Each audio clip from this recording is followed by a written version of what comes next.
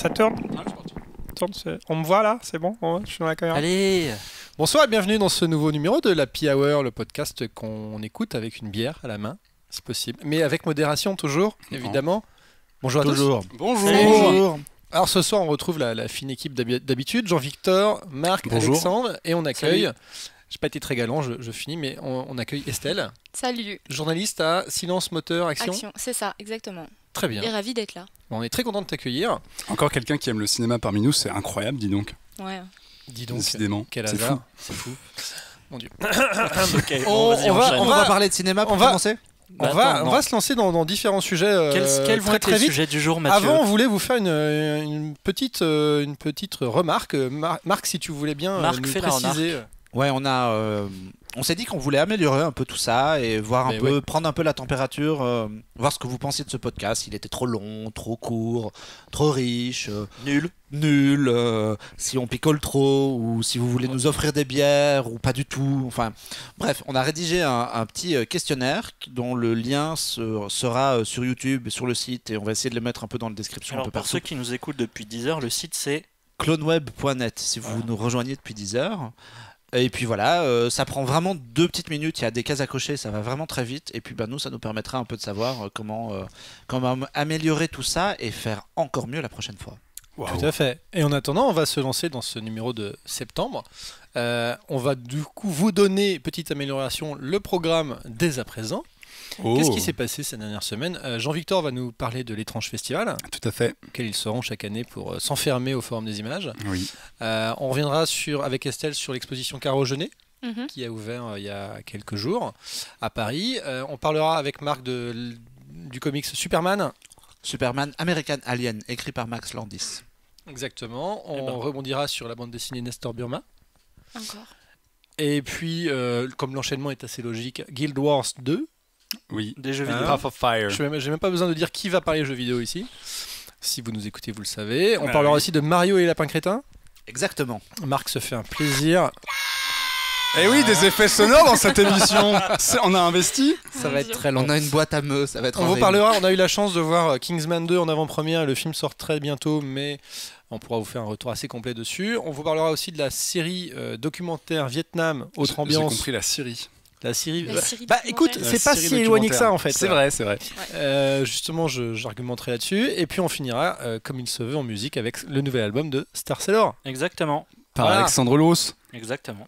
Là, roulement de tambour. C'est beau. On est parti. Cette année, c'était encore L'étrange Festival. festival, et oui, tout à fait, 23e édition de cette manifestation qui réunit tous les ans au mois de septembre, début septembre, au Forum des Images, tous les cinéphiles un petit peu bizarres qui aiment voir des trucs un petit peu étranges. L'un des meilleurs rendez-vous de France, quand même. Oui, moi je pense même que c'est le meilleur, mais ça n'engage que moi. Donc pour ceux qui ne connaissent pas l'étrange festival, ça a 25 ans, c'est la 23e édition parce que pendant 2 ans ils ont dû s'abstenir à cause des travaux au Forum des Images en plein milieu de Paris. Et c'est une manifestation où pendant 10 jours, voilà, on essaie de voir les films les plus étranges, ce qui sort un petit peu des bouffe du sentiers cinéma. battus. L'objectif, c'est pas... Alors c'est un festival de genre évidemment, vous pouvez voir des films d'horreur, vous pouvez voir des films fantastiques, vous pouvez voir des films qui sortent des sentiers battus. Et voilà, l'objectif c'est vraiment d'alimenter sa curiosité et de voir ce qui ne passe pas dans les circuits classiques, aussi bien en salle que en VOD, que sur Netflix, machin, même s'il y a de plus en plus de films qui passent par ces festivals-là et qui arrivent notamment sur Netflix. Et du coup, je me suis dit que j'allais vous faire un petit résumé des 4-5 films à retenir de cette édition, et évidemment de parler de films que vous pourrez voir, parce que c'est aussi un festival qui aime bien montrer des trucs un peu rares, qu'on ne revoit pas souvent, et c'est vraiment l'occasion de découvrir des perles. Pour vous donner une idée, on peut voir absolument tout dans ce festival. On peut aussi bien voir le dernier film gore anglais hyper bourrin qui sortira 6 mois après. On peut voir un drame norvégien, lettonien. Cette année, j'ai vu un film de Lettonie. Je me suis posé la question, est-ce C'est que bien. c'était... Non, c'était pourri. Mais est-ce que c'était le premier film que je voyais de Lettonie? J'ai pas envie d'en voir. C'était pas l'étrange qu'il y avait eu le documentaire de Ron Friquet? Oui, il y avait eu Samsara, Comme quoi, il n'y a pas que des de Ron trucs Fricke. horrifiques dedans. Tous les ans, il y a une séance Retour de Flamme où en fait le président de l'association Lobster, qui est une association de restauration de films, présente le dernier film qu'ils ont réussi à ressortir. Alors à chaque fois l'histoire, rien que l'histoire avec laquelle ils ont réussi à retrouver des films, c'est incroyable. Et en plus, ils restaurent souvent des perles. Et ce qui est drôle, c'est qu'ils les montent toujours dans les conditions d'époque. C'est-à-dire que si c'est un film muet avec de la musique au piano, bah, le mec se met au piano devant l'écran. Une fois, ils avaient fait une séance qui était sur Winsor McCay, qui est un des pionniers pionniers du cinéma d'animation bien avant Walt Disney. Et en fait, Winsor McCay, quand il faisait des projections, il faisait un spectacle. C'est-à-dire qu'il était devant son écran, machin, et ils nous l'ont fait dans ces conditions-là. À l'Étrange Festival, vous pouvez voir aussi, il y a quelques années, on avait une rétrospective d'un cinéaste expérimental porno. Ça nous a donné des séances très sympathiques, très rigolotes. Enfin voilà, vous pouvez voir tout dans ce festival. Et du coup, je vous ai ramené le petit florilège des films à noter dans vos agendas. Cette année, alors, le plus évident, parce que vous pourrez le voir très bientôt, c'est Thelma de Joachim, je vais peut-être écorcher son nom, Joachim Trier. Monsieur qui avait fait Oslo au 31 août et qui avait fait Louder Than Bombs, si je dis pas de bêtises.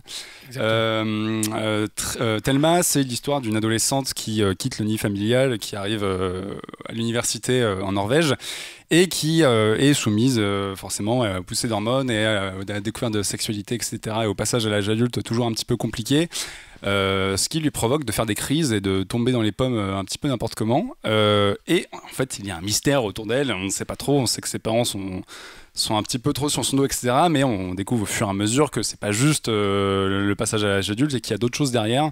Le film sort au mois de novembre, donc vous pourrez le voir très rapidement et c'est une très bonne surprise parce que certains le comparaient à Grave dans cette idée de parler de cette période-là en l'inscrivant dans une lignée fantastique.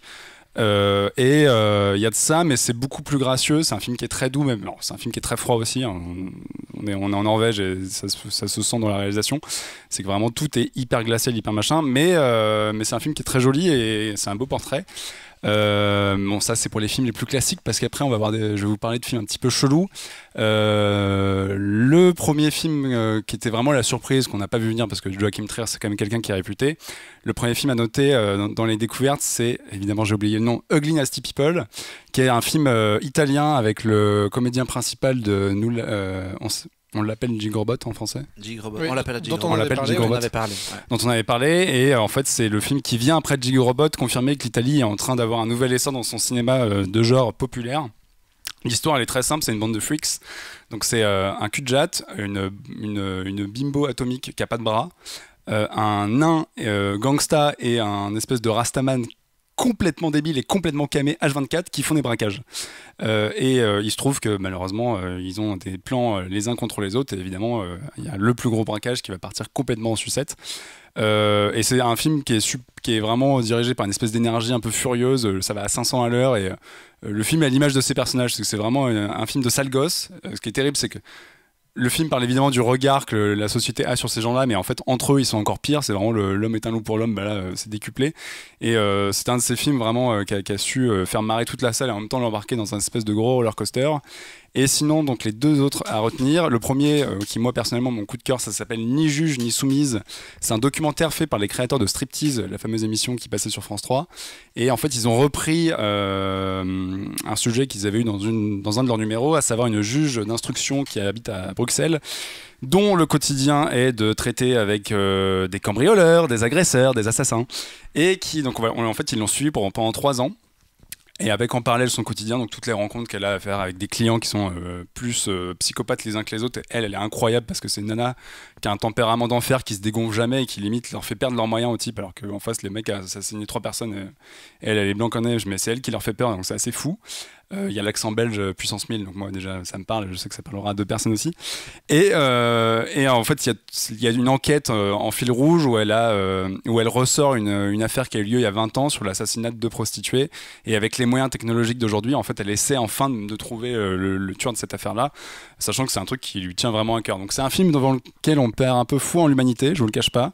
Il y a notamment une scène où une nana lui raconte très calmement, une nana en plus qui ressemble à Madame Tout-le-Monde, qui lui raconte très calmement comment elle a assassiné son fils parce qu'elle pense que c'est le fils de Satan. Et à la fin de cette scène-là, elle fait un regard caméra qui est très drôle en plus parce que c'est à droite de l'image, il y a la nana qui regarde la caméra et à gauche, il y a la juge d'instruction qui est en train d'écrire sur son ordinateur ce que la nana lui dit. Et si vous voyez le dernier plan de Psychose, avec Norman Bates qui fixe la caméra et qui te fige le sang, et ben là c'est la même chose en vrai. Donc si vous n'avez pas vu Psychose, merci. Et ben là il y a un plan avec un monsieur très qui fait peur. Et enfin, donc voilà, Ni juge ni soumis, ça sortira en salle au mois de février. Et pour finir, le moment what the fuck de ce festival et le moment what the fuck de l'année, je pense. C'est un film qui avait déjà fait des ravages à Sundance. Ça s'appelle Kuzo. Kuzo en japonais ça veut dire merde. C'est tout trouvé. C'est un espèce de film à sketch complètement absurde qui met en exergue la putréfaction, le caca, tous les déchets possibles et imaginables. Et en fait, alors, théoriquement, en principe, il t'explique que c'est pendant un espèce de tremblement de terre à Los Angeles dans lequel on suit des gens qui ont très très peu de moyens et qui tentent de survivre à ça. Pour avoir vu le film, j'ai pas vu le tremblement de terre. Je sais pas à quel moment ils ont pitché ce truc-là. Il faut savoir que c'est un film notamment, c'est un espèce de collectif d'artistes à Los Angeles qui a fait ça. Il y a notamment Aphex Twin. Comme Fauve. Aphex Twin, c'est un peu les fauves de Los Angeles, peut-être, je sais pas, ils sont un peu plus violents. Et en gros, voilà, c'est une collection de sketchs absolument tous plus immondes les uns que les autres. Par exemple, à un moment, il y a un type qui a une phobie des seins. Des poitrines féminines, et qui pour régler ça va dans une clinique très bizarre où en fait il doit boire le jus d'un verre qui vit dans le rectum du docteur. Voilà. Ça ressemble à un film de James Franco. On est en train de perdre C'est dégueu. Mais je ne comprends pas comment est-ce que tu peux te soigner de ta phobie des seins en buvant un verre. Écoute, on est au cinéma, tout est Je vous possible. rappelle que ce podcast se fait en mangeant et en buvant. Voilà, exactement, bon appétit. Et il y a une scène aussi un peu incroyable où il y a un couple black qui vit dans une banlieue et qui évidemment a plein de pustules sur la tronche comme tous les personnages du film parce que sinon c'est pas drôle. Et en fait, mademoiselle a un pansement sur le cou, et d'un seul coup, monsieur se rend compte qu'il y a une troisième voix qui parle dans la salle, et il se dit, il y a un problème, tu me caches un mec, il est dans le placard, machin, etc. Et là, la dame retire son pansement, et en fait, elle a une espèce d'excroissance ultra purulente qui est devenue un véritable personnage, une espèce de gremlins dégueulasse collé à son cou. Là, ça a l'air sympa. Et qui lui dit, viens, vas-y, sors ton bazar, je vais te sucer. Donc, et on assiste à cette scène-là, il ne cache rien, évidemment. Mais Et voilà, et c'est un de ces moments où tu es devant, où tu as quand même 500 personnes dans la salle qui regardent ce truc-là, en se disant, mon Dieu, qu'est-ce que je fais ici? Moi, par exemple, je pense que si ma mère me voyait regardait ça, je me ferais déshériter tout de suite. Elle nous écoute, mais on l'embrasse. Mais en fait, alors, le film s'est fait massacrer au festival. Moi, je l'ai vu l'avant-dernier jour, tout le monde m'a dit, tu vois, c'est une horreur. Je connais plein de gens qui sont partis au bout de 20 minutes.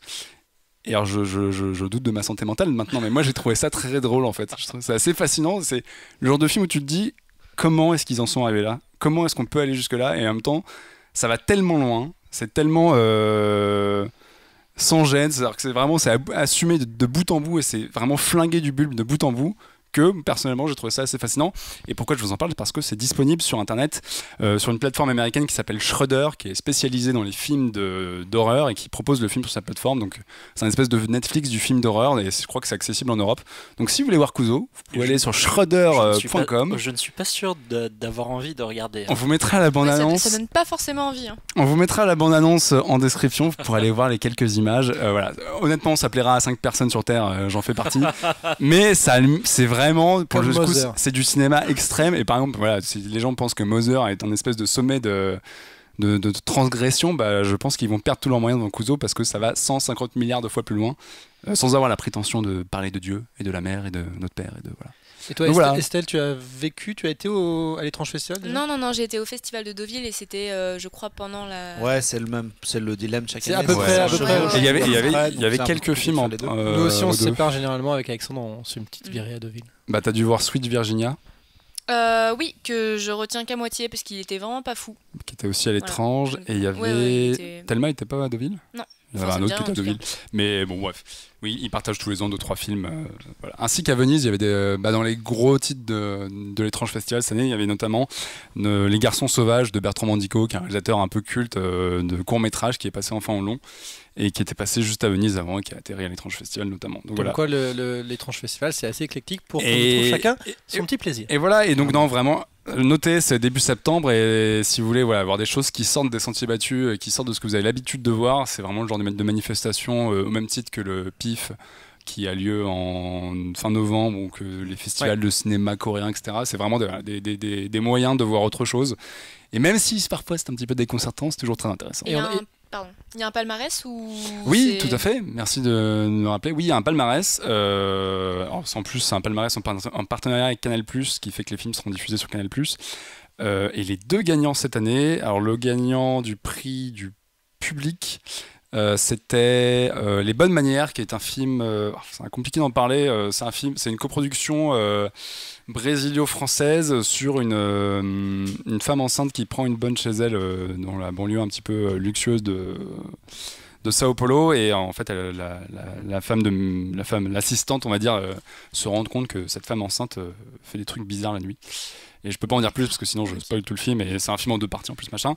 Et le grand gagnant du prix du jury, c'était La Lune de Jupiter, qui est passé à Cannes, donc le film de Cornel Montonxo. Il paraît que la mise en scène est géniale. Enfin, il paraît que c'est complètement dingue. Le film de super-héros on n'avait pas parlé en plus d'Europe de l'Est. On avait parlé cet été. Film de super-héros, c'est un grand mot, mais ouais, non, il y a un sujet sur les autres formes de super-héros. C'est juste pour resituer auprès des gens, c'est l'histoire d'un immigré en Hongrie, je crois, qui se fait abattre au début du film et qui se ressuscite et vole. Et en fait, les gens commencent à péter un câble parce que le type vole. C'est un film autant sur les migrants qu'un film, c'est un film vrai film de super-héros avec une avec une réalisation vraiment forte. Et en fait, c'est ça le truc, ce qui fait péter un câble aux gens qui le voient, c'est que quand ils volent, en fait, la caméra elle suit en plan séquence, tourne autour et tu vois pas de fond vert. Il paraît que Will Smith a bien kiffé à Cannes. Voilà, c'est le film préféré de Will Smith à Cannes.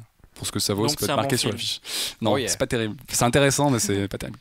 Bref. Et voilà. Et puisqu'on parlait d'étranges festivals et de cinéma de genre, oui, parce qu'au festival et d'événements français, n'est-ce pas? Juste pour finir et t'aider et te tendre la perche, il y a toujours des cartes blanches. Et cette année, la carte blanche à l'étrange festival, c'était à Jean-Pierre Jeunet et Marc Caro. Et Estelle, tu voulais nous en parler de l'exposition Caro Jeunet. Donc en ce moment, il y a une exposition à la Halle Saint-Pierre à Paris. Donc c'est juste à côté de Montmartre, en gros. C'est à Montmartre, c'est au pied de Sacré-Cœur. Donc voilà, donc l'expo Caro Jeunet, donc l'entrée est à 9 € et elle donne accès à une autre exposition qui est... n'a absolument aucun rapport. Voilà, ça n'a pas de rapport et c'est vraiment pas génial non plus, je sais pas si toi... J'y suis même pas monté. C'est sur quoi l'exposition ? C'est de l'art très contemporain, c'est très... Voilà, faut connaître, c'est spécial, après je respecte, mais c'est vraiment particulier. Bref, retournons sur Caro Jeunet. Donc déjà, le rapport qualité-prix est pas terrible parce que l'expo est toute petite. Est-ce qu'on rappellerait pas qui est Jeunet et Marc Caro? Caro Jeunet, c'est ce tandem de réalisateurs français qui nous a sorti dans les années 90 Délicatessen, La Cité des Enfants Perdus. Et différents courts-métrages. Non, alors attention, Caro Jeunet. D'abord à deux et après ils se Je peux le faire dans l'ordre, s'il vous plaît. Je suis un newbie, moi, là-dessus, désolé. Mais tu voulais peut-être les présenter, Estelle. Ah non, mais vas-y, t'étais bien parti, mais je peux... Mais ils avaient fait pas mal de courts-métrages aussi. Un des trucs intéressants, on y reviendra, mais c'est qu'ils abordent aussi ces courts-métrages dans l'exposition. Oui. Et après, ils ont splitté pour faire chacun de leurs des chefs-d'œuvre. Des films. Amélie Poulain, Alien Résurrection... Un long dimanche de fiançailles, etc. Et Dante 01 pour Caro. Caro nous avait sorti Dante 01. Et ils ont décidé de se retrouver comme des bons vieux potes pour faire une exposition ensemble sur toutes leurs œuvres communes ou séparées. Voilà. Donc, ce que j'ai directement pensé, c'est que l'espace est assez petit et c'est hyper mal pensé. C'est-à-dire que tu rentres dans la pièce. En fait, c'est une seule grande pièce et tu as des espèces de petits espaces mis en film.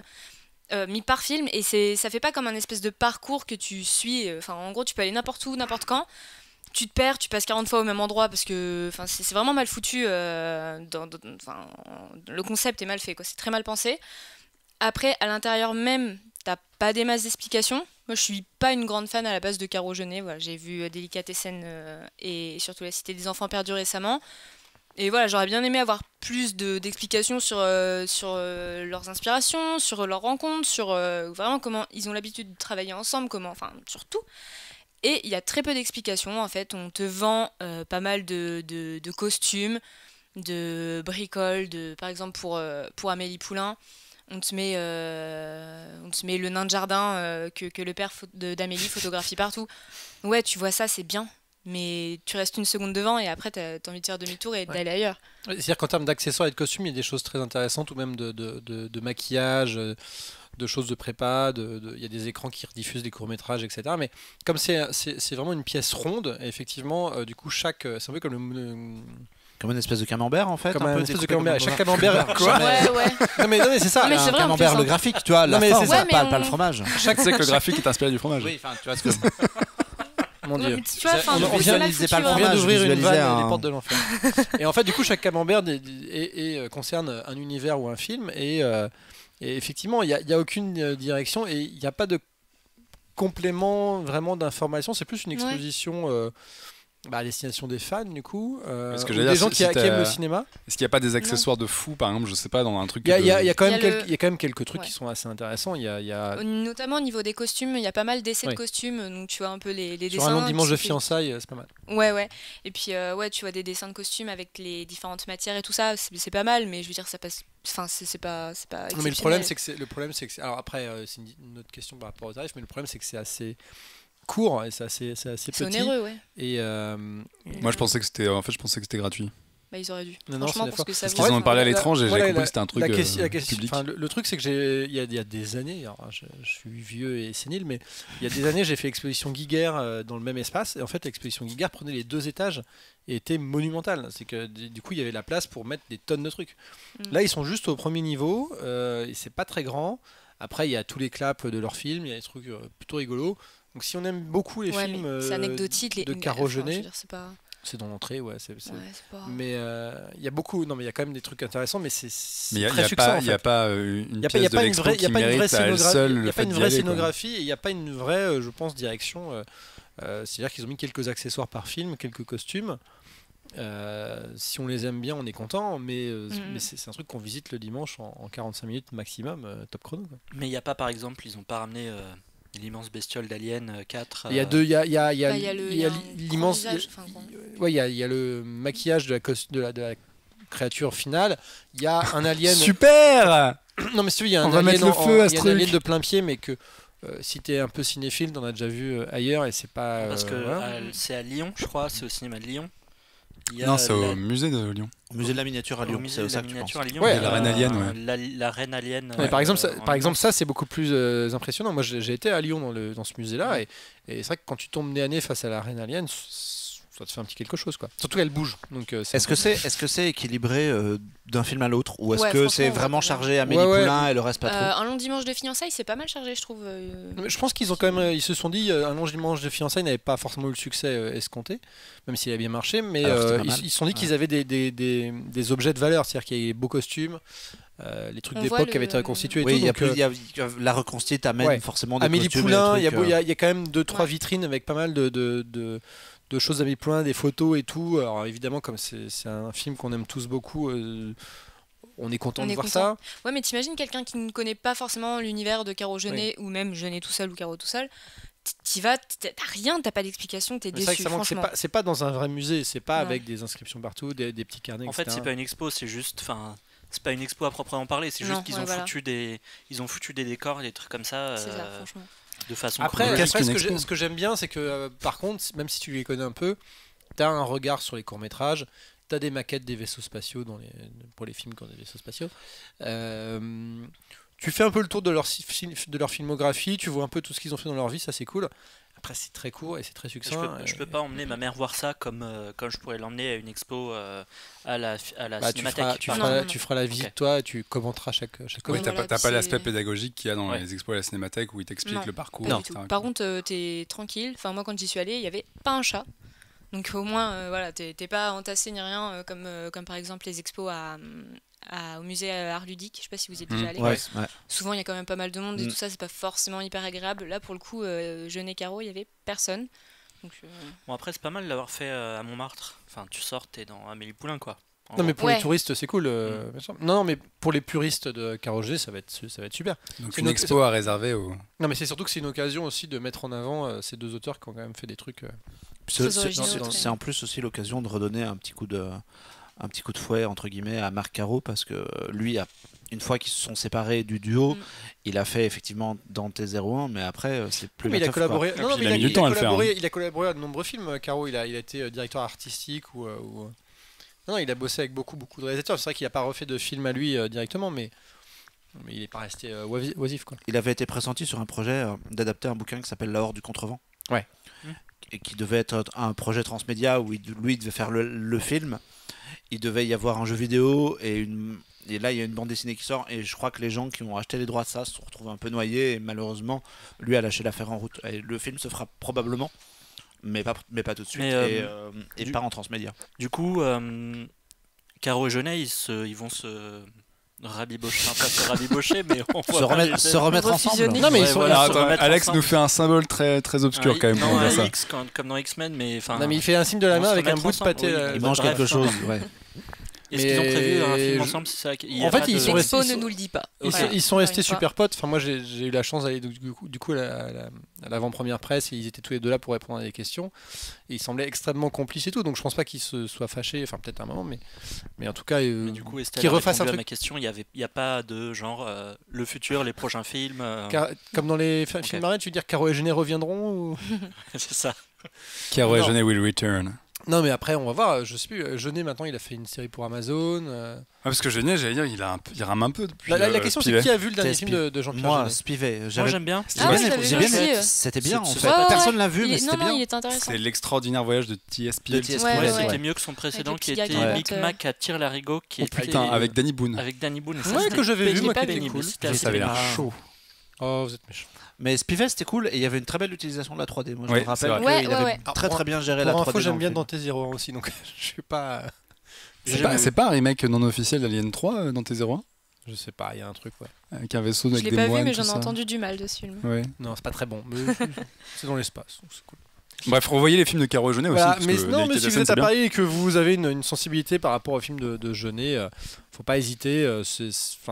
En plus, vous pouvez éviter une deuxième exposition. Si vous voulez voir un Alien, par exemple. Mais pas un bon, c'est ça? Non, mais t'as 2-3 flingues de Alien Résurrection, c'est rigolo.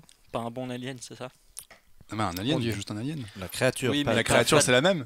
Oui, mais t'as compris quoi. Oui, non, j'ai compris, mais bon. Voilà. J'ai déjà trop ragé sur ce film. On commence à ramer là. On va passer du coup au sujet suivant. Après cette quelle transition. Et je prends Marc à partie puisqu'il n'était pas du tout prêt pour aborder ce sujet. Marc sort ses fiches. Et on va parler du comics Superman American Alien. Est-ce que ça a coupé ton papier? Et on passe du coup.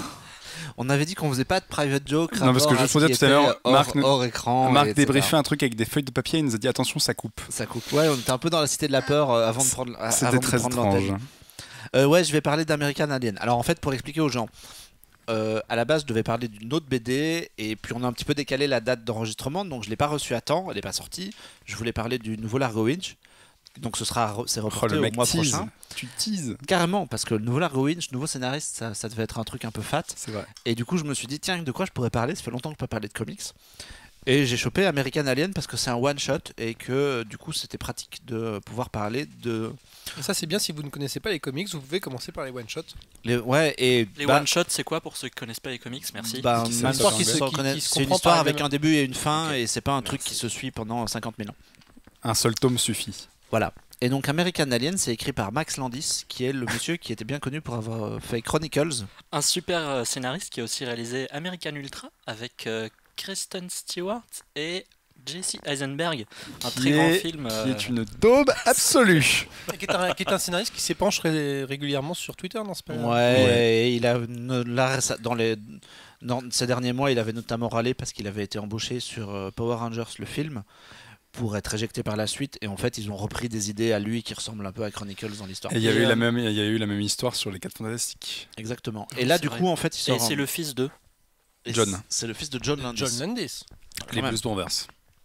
Et donc lui, je pense qu'il a été un peu embauché parce que les mecs de DC ont vu Chronicles et qui se sont dit que Chronicles X Superman ça pouvait donner un truc. Et en fait il sort donc American Alien qui est c'est une histoire entière mais divisée en chapitres qui sont chacun dessiné par une personne différente. Donc dans les dessinateurs, alors je les ai notés, il y a Francis Manapool, Jay Lee, Jock, Nick Dragotta, Tommy Lee Edwards et Jonathan Case et John Sibal, qui ont chacun donc dessiné un chapitre des premières aventures de Superman. Donc on est vraiment au tout début. Le premier, c'est quelques années après que la navette se soit crashée dans le champ de maïs de la famille Kent. Et par petites touches, il va essayer de réécrire ou de réinventer un petit peu les origines du personnage. Moi, ça m'a un petit peu rappelé, alors c'est pas forcément une très bonne référence, ça m'a un peu rappelé Smallville dans le traitement. J'allais faire une blague avec ça, justement. Parce que il reprend des personnages que Smallville a repris de... Non, même pas. Il reprend des personnages que Smallville avait repris, qui étaient déjà dans la BD, comme le meilleur ami de Clark Kent qui s'appelle Pete, qui était dans le qui était dans la série. Comment c'était son love interest? C'était pas Lois Lane, C'était Lana Lang. Lana Lang, merci. Il y a des évocations à Lana Lang et il va ponctuellement et chapitre par chapitre, il fait des petits sauts de puce dans le temps. Donc au début, le Superman est gamin et il découvre qu'il vole et il emmène sa mère avec lui dans le ciel et il se dit oups, bon bah j'ai soulevé ma maman, on est à 50 mètres au-dessus du sol, qu'est-ce qu'on fait? Ce genre et parfois c'est assez drôle. Parfois c'est moins drôle, mais moi j'ai trouvé ça pas mal. Il y a aussi une histoire où il se retrouve sur un yacht où tout le monde le prend pour Bruce Wayne parce que par hasard en fait quelqu'un l'a introduit comme étant Bruce Wayne et il se retrouve comme étant présenté comme Bruce Wayne et il chope une fille à cause de ça et il y a un méchant qui arrive et il le défonce d'une chiquenaude. C'est assez amusant, il y a pas mal d'humour. Ça réinvente rien, c'est un peu ça que je reproche à la BD, c'est que l'origine de Superman, on l'a déjà raconté 1000 fois, de 1000 manières. Donc est-ce qu'il fallait forcément filer à Max Landis un tome complet pour ça? Surtout que c'est un personnage qui est quand même hyper compliqué à écrire, quoi. Ouais, après il y a quelques idées pas déconnantes. Il y a une rencontre avec Batman, donc Batman dans cette version-là est déjà bien installé. Il se fight un peu alors que lui n'a pas encore le costume du Superman. Et il déchire le costume de Batman dans la bataille, il découvre que le mec est Bruce Wayne, et il récupère sa cape. Et il se crée un espèce de pré-version de Superman qui est un costume noir. Et en fait, dans ses premières aventures qui sont racontées dans la BD, il porte la cape de Batman. Et il voit Batman comme un espèce de modèle un peu. Et voilà, tout ça avance vers rien en fait. Je suis un peu embêté par ça. Mais c'est vrai. C'est la belle conclusion, tu sais. C'est des petits scénaristes là a des prétentions de vouloir écrire d'autres volumes ou d'enchaîner sur d'autres histoires de Superman. Moi, j'ai vraiment l'impression qu'il a été embauché parce qu'il a fait Chronicles et que c'est vraiment la même histoire de raconter une personne avec des pouvoirs et qu'est-ce qu'on peut faire de ses pouvoirs au quotidien jusqu'à devenir un mec qui met un costume. Donc, est-ce que Max Landis va devenir un scénariste attitré chez DC? Moi, je crois pas. Je pense que c'est vraiment une tentative comme ça, voilà, de s'amuser pour un one-shot. Il avait des idées, DC lui a dit OK, on te file les dessinateurs. On a bien un Snyder qui fait des prouesses sur Batman pour avoir Landis sur... Mais surtout, la question, c'est comme on parle de one-shot, est-ce que c'est accessible à quelqu'un qui veut lire du Superman sans forcément connaître le personnage, ou est-ce que t'en profites si justement tu connais un petit peu et t'aimes la réinvention? En fait, moi, je pense que si tu connais le personnage dans les grandes lignes parce que tu as vu un film genre celui avec Christopher Reeve et que tu sais que voilà c'est un gamin qui a grandi qui a grandi dans une ferme et qui est passé journaliste à Metropolis et que tu te demandes comment et que tu as jamais vu Smallville de ta vie, alors dans ce cas-là c'est intéressant parce que c'est pas mal en fait, les petites histoires prises séparément sont cool, les dessinateurs varient mais le style graphique est assez adapté chaque fois à la tonalité, donc c'est très cartoon au début quand il est jeune, le fight avec Batman est beaucoup plus sombre, mais j'ai trouvé ça pas mal, ça réinvente rien. Donc si à mon avis si tu es un gros lecteur de comics, si tu en as lu plein et que Superman t'en lis régulièrement, le lis pas parce qu'en fait ça n'a pas d'intérêt. Mais si jamais si tu lis du comics ponctuellement, si tu achètes une BD tous les 6 mois et que là soudainement tu as envie de lire un truc sur Superman, ben pourquoi pas. C'est bien, tu me prépares ma transition vers le sujet suivant de manière assez facile. Oula. Vu qu'on a fait le bilan apparemment sur Superman. Ouais, j'ai pas de truc de plus de choses à dire en plus que ça. Voilà, je suis pas grande lectrice de BD. Ça peut être une introduction. C'est une introduction assez intéressante à l'univers global et ça donne un peu une approche. Oui, ça montre les facettes du personnage en fait. Ouais, c'est ça a l'avantage de dire que si vous n'aimez pas. Est-ce que du coup il faut lire. Oula, on recommence là non plus. On t'a dit de servir une bière. Est-ce qu'il faut mieux lire cette BD plutôt que de mater Smallville? Mais c'est pas une vanne, c'est une vraie question. Alors ça, c'est une vanne qui date de 2002, tu gagnes du temps en fait. Tu gagnes 15 ans de retard sur ta vanne. Plus personne ne regarde Smallville. Tu gagnes 10 saisons, tu gagnes quasiment une vie. Oui, bien sûr, il faut lire ça. Ça sent le regret. Ça sent le mec qui a perdu sa vie. J'ai vu que 2 épisodes de Smallville, moi. Ah ouais, quand même. Mais merci. Vous me cassez mes transitions, c'est fou ça. Pardon. Mais t'en as pas de transition. Il était fier, ça se sentait. Pardon, vas-y. Ça va être un drop mic. Allez, vas-y. On va passer à un autre sujet bande dessinée. Oui. On va parler de Nestor Burma et j'ai l'impression qu'on va en parler avec la même ambition de dire que c'est pas forcément très bien, c'est ça? C'est pas terrible, exactement. Alors. Ce soir, on donne envie aux gens. Ouais, mais j'ai l'air hyper négative parce qu'entre l'expo Caro Jeunet qui m'a pas forcément plu et ça non plus. Donc voilà, en gros, le 25 octobre, il y a la prochaine bande dessinée Nestor Burma qui sort, qui s'appelle L'homme au sang bleu. Donc pour rappel, en gros, ces BD-là sont l'adaptation des romans de Léo Mallet, dont le premier roman est sorti en 1945. Et en gros, là, c'est redessiné, enfin c'est réadapté par Emmanuel Moineau. Et ce qui m'a... En fait, je suis pas une hyper grande lectrice de BD, honnêtement. La dernière que j'ai lue, ça doit remonter à des années. Mais là, je suis passée dans le rayon et j'ai vu, en fait, c'est plutôt la forme qui m'a interpellée. En fait, ça ressemble à un journal basique, genre Le Monde, Figaro, n'importe quoi. Et c'est en 3 tomes. Et j'ai trouvé l'idée sympa. Donc je l'ai feuilleté, je l'ai pas acheté la première fois, j'y suis retournée. Et du coup, excuse-moi, je t'interromps, il y a combien de pages? Il y en a une trentaine à chaque fois à peu près. Ah oui, donc c'est un gros journal quand même. Ouais. Ok. Ouais. Et donc, et en gros, là, le dernier, j'ai voulu l'acheter, donc c'est en 3 fois. J'ai voulu l'acheter hier, mais apparemment, la date de sortie a été décalée, donc je n'ai même pas la fin de l'histoire. Donc, mais bon, à la limite, c'est pas ça le problème. Le problème, c'est que je trouve que c'est plus de notre époque. Enfin, c'est Nestor Burma, c'est peut-être intéressant en roman, c'est sûrement intéressant en roman. Ça a été le premier vrai détective mis en roman, etc. Mais là, aujourd'hui, ça n'a plus du tout d'intérêt. C'est-à-dire que la forme de la BD est originale. La première de couverture ressemble à des articles et tout ça. Donc c'est intéressant.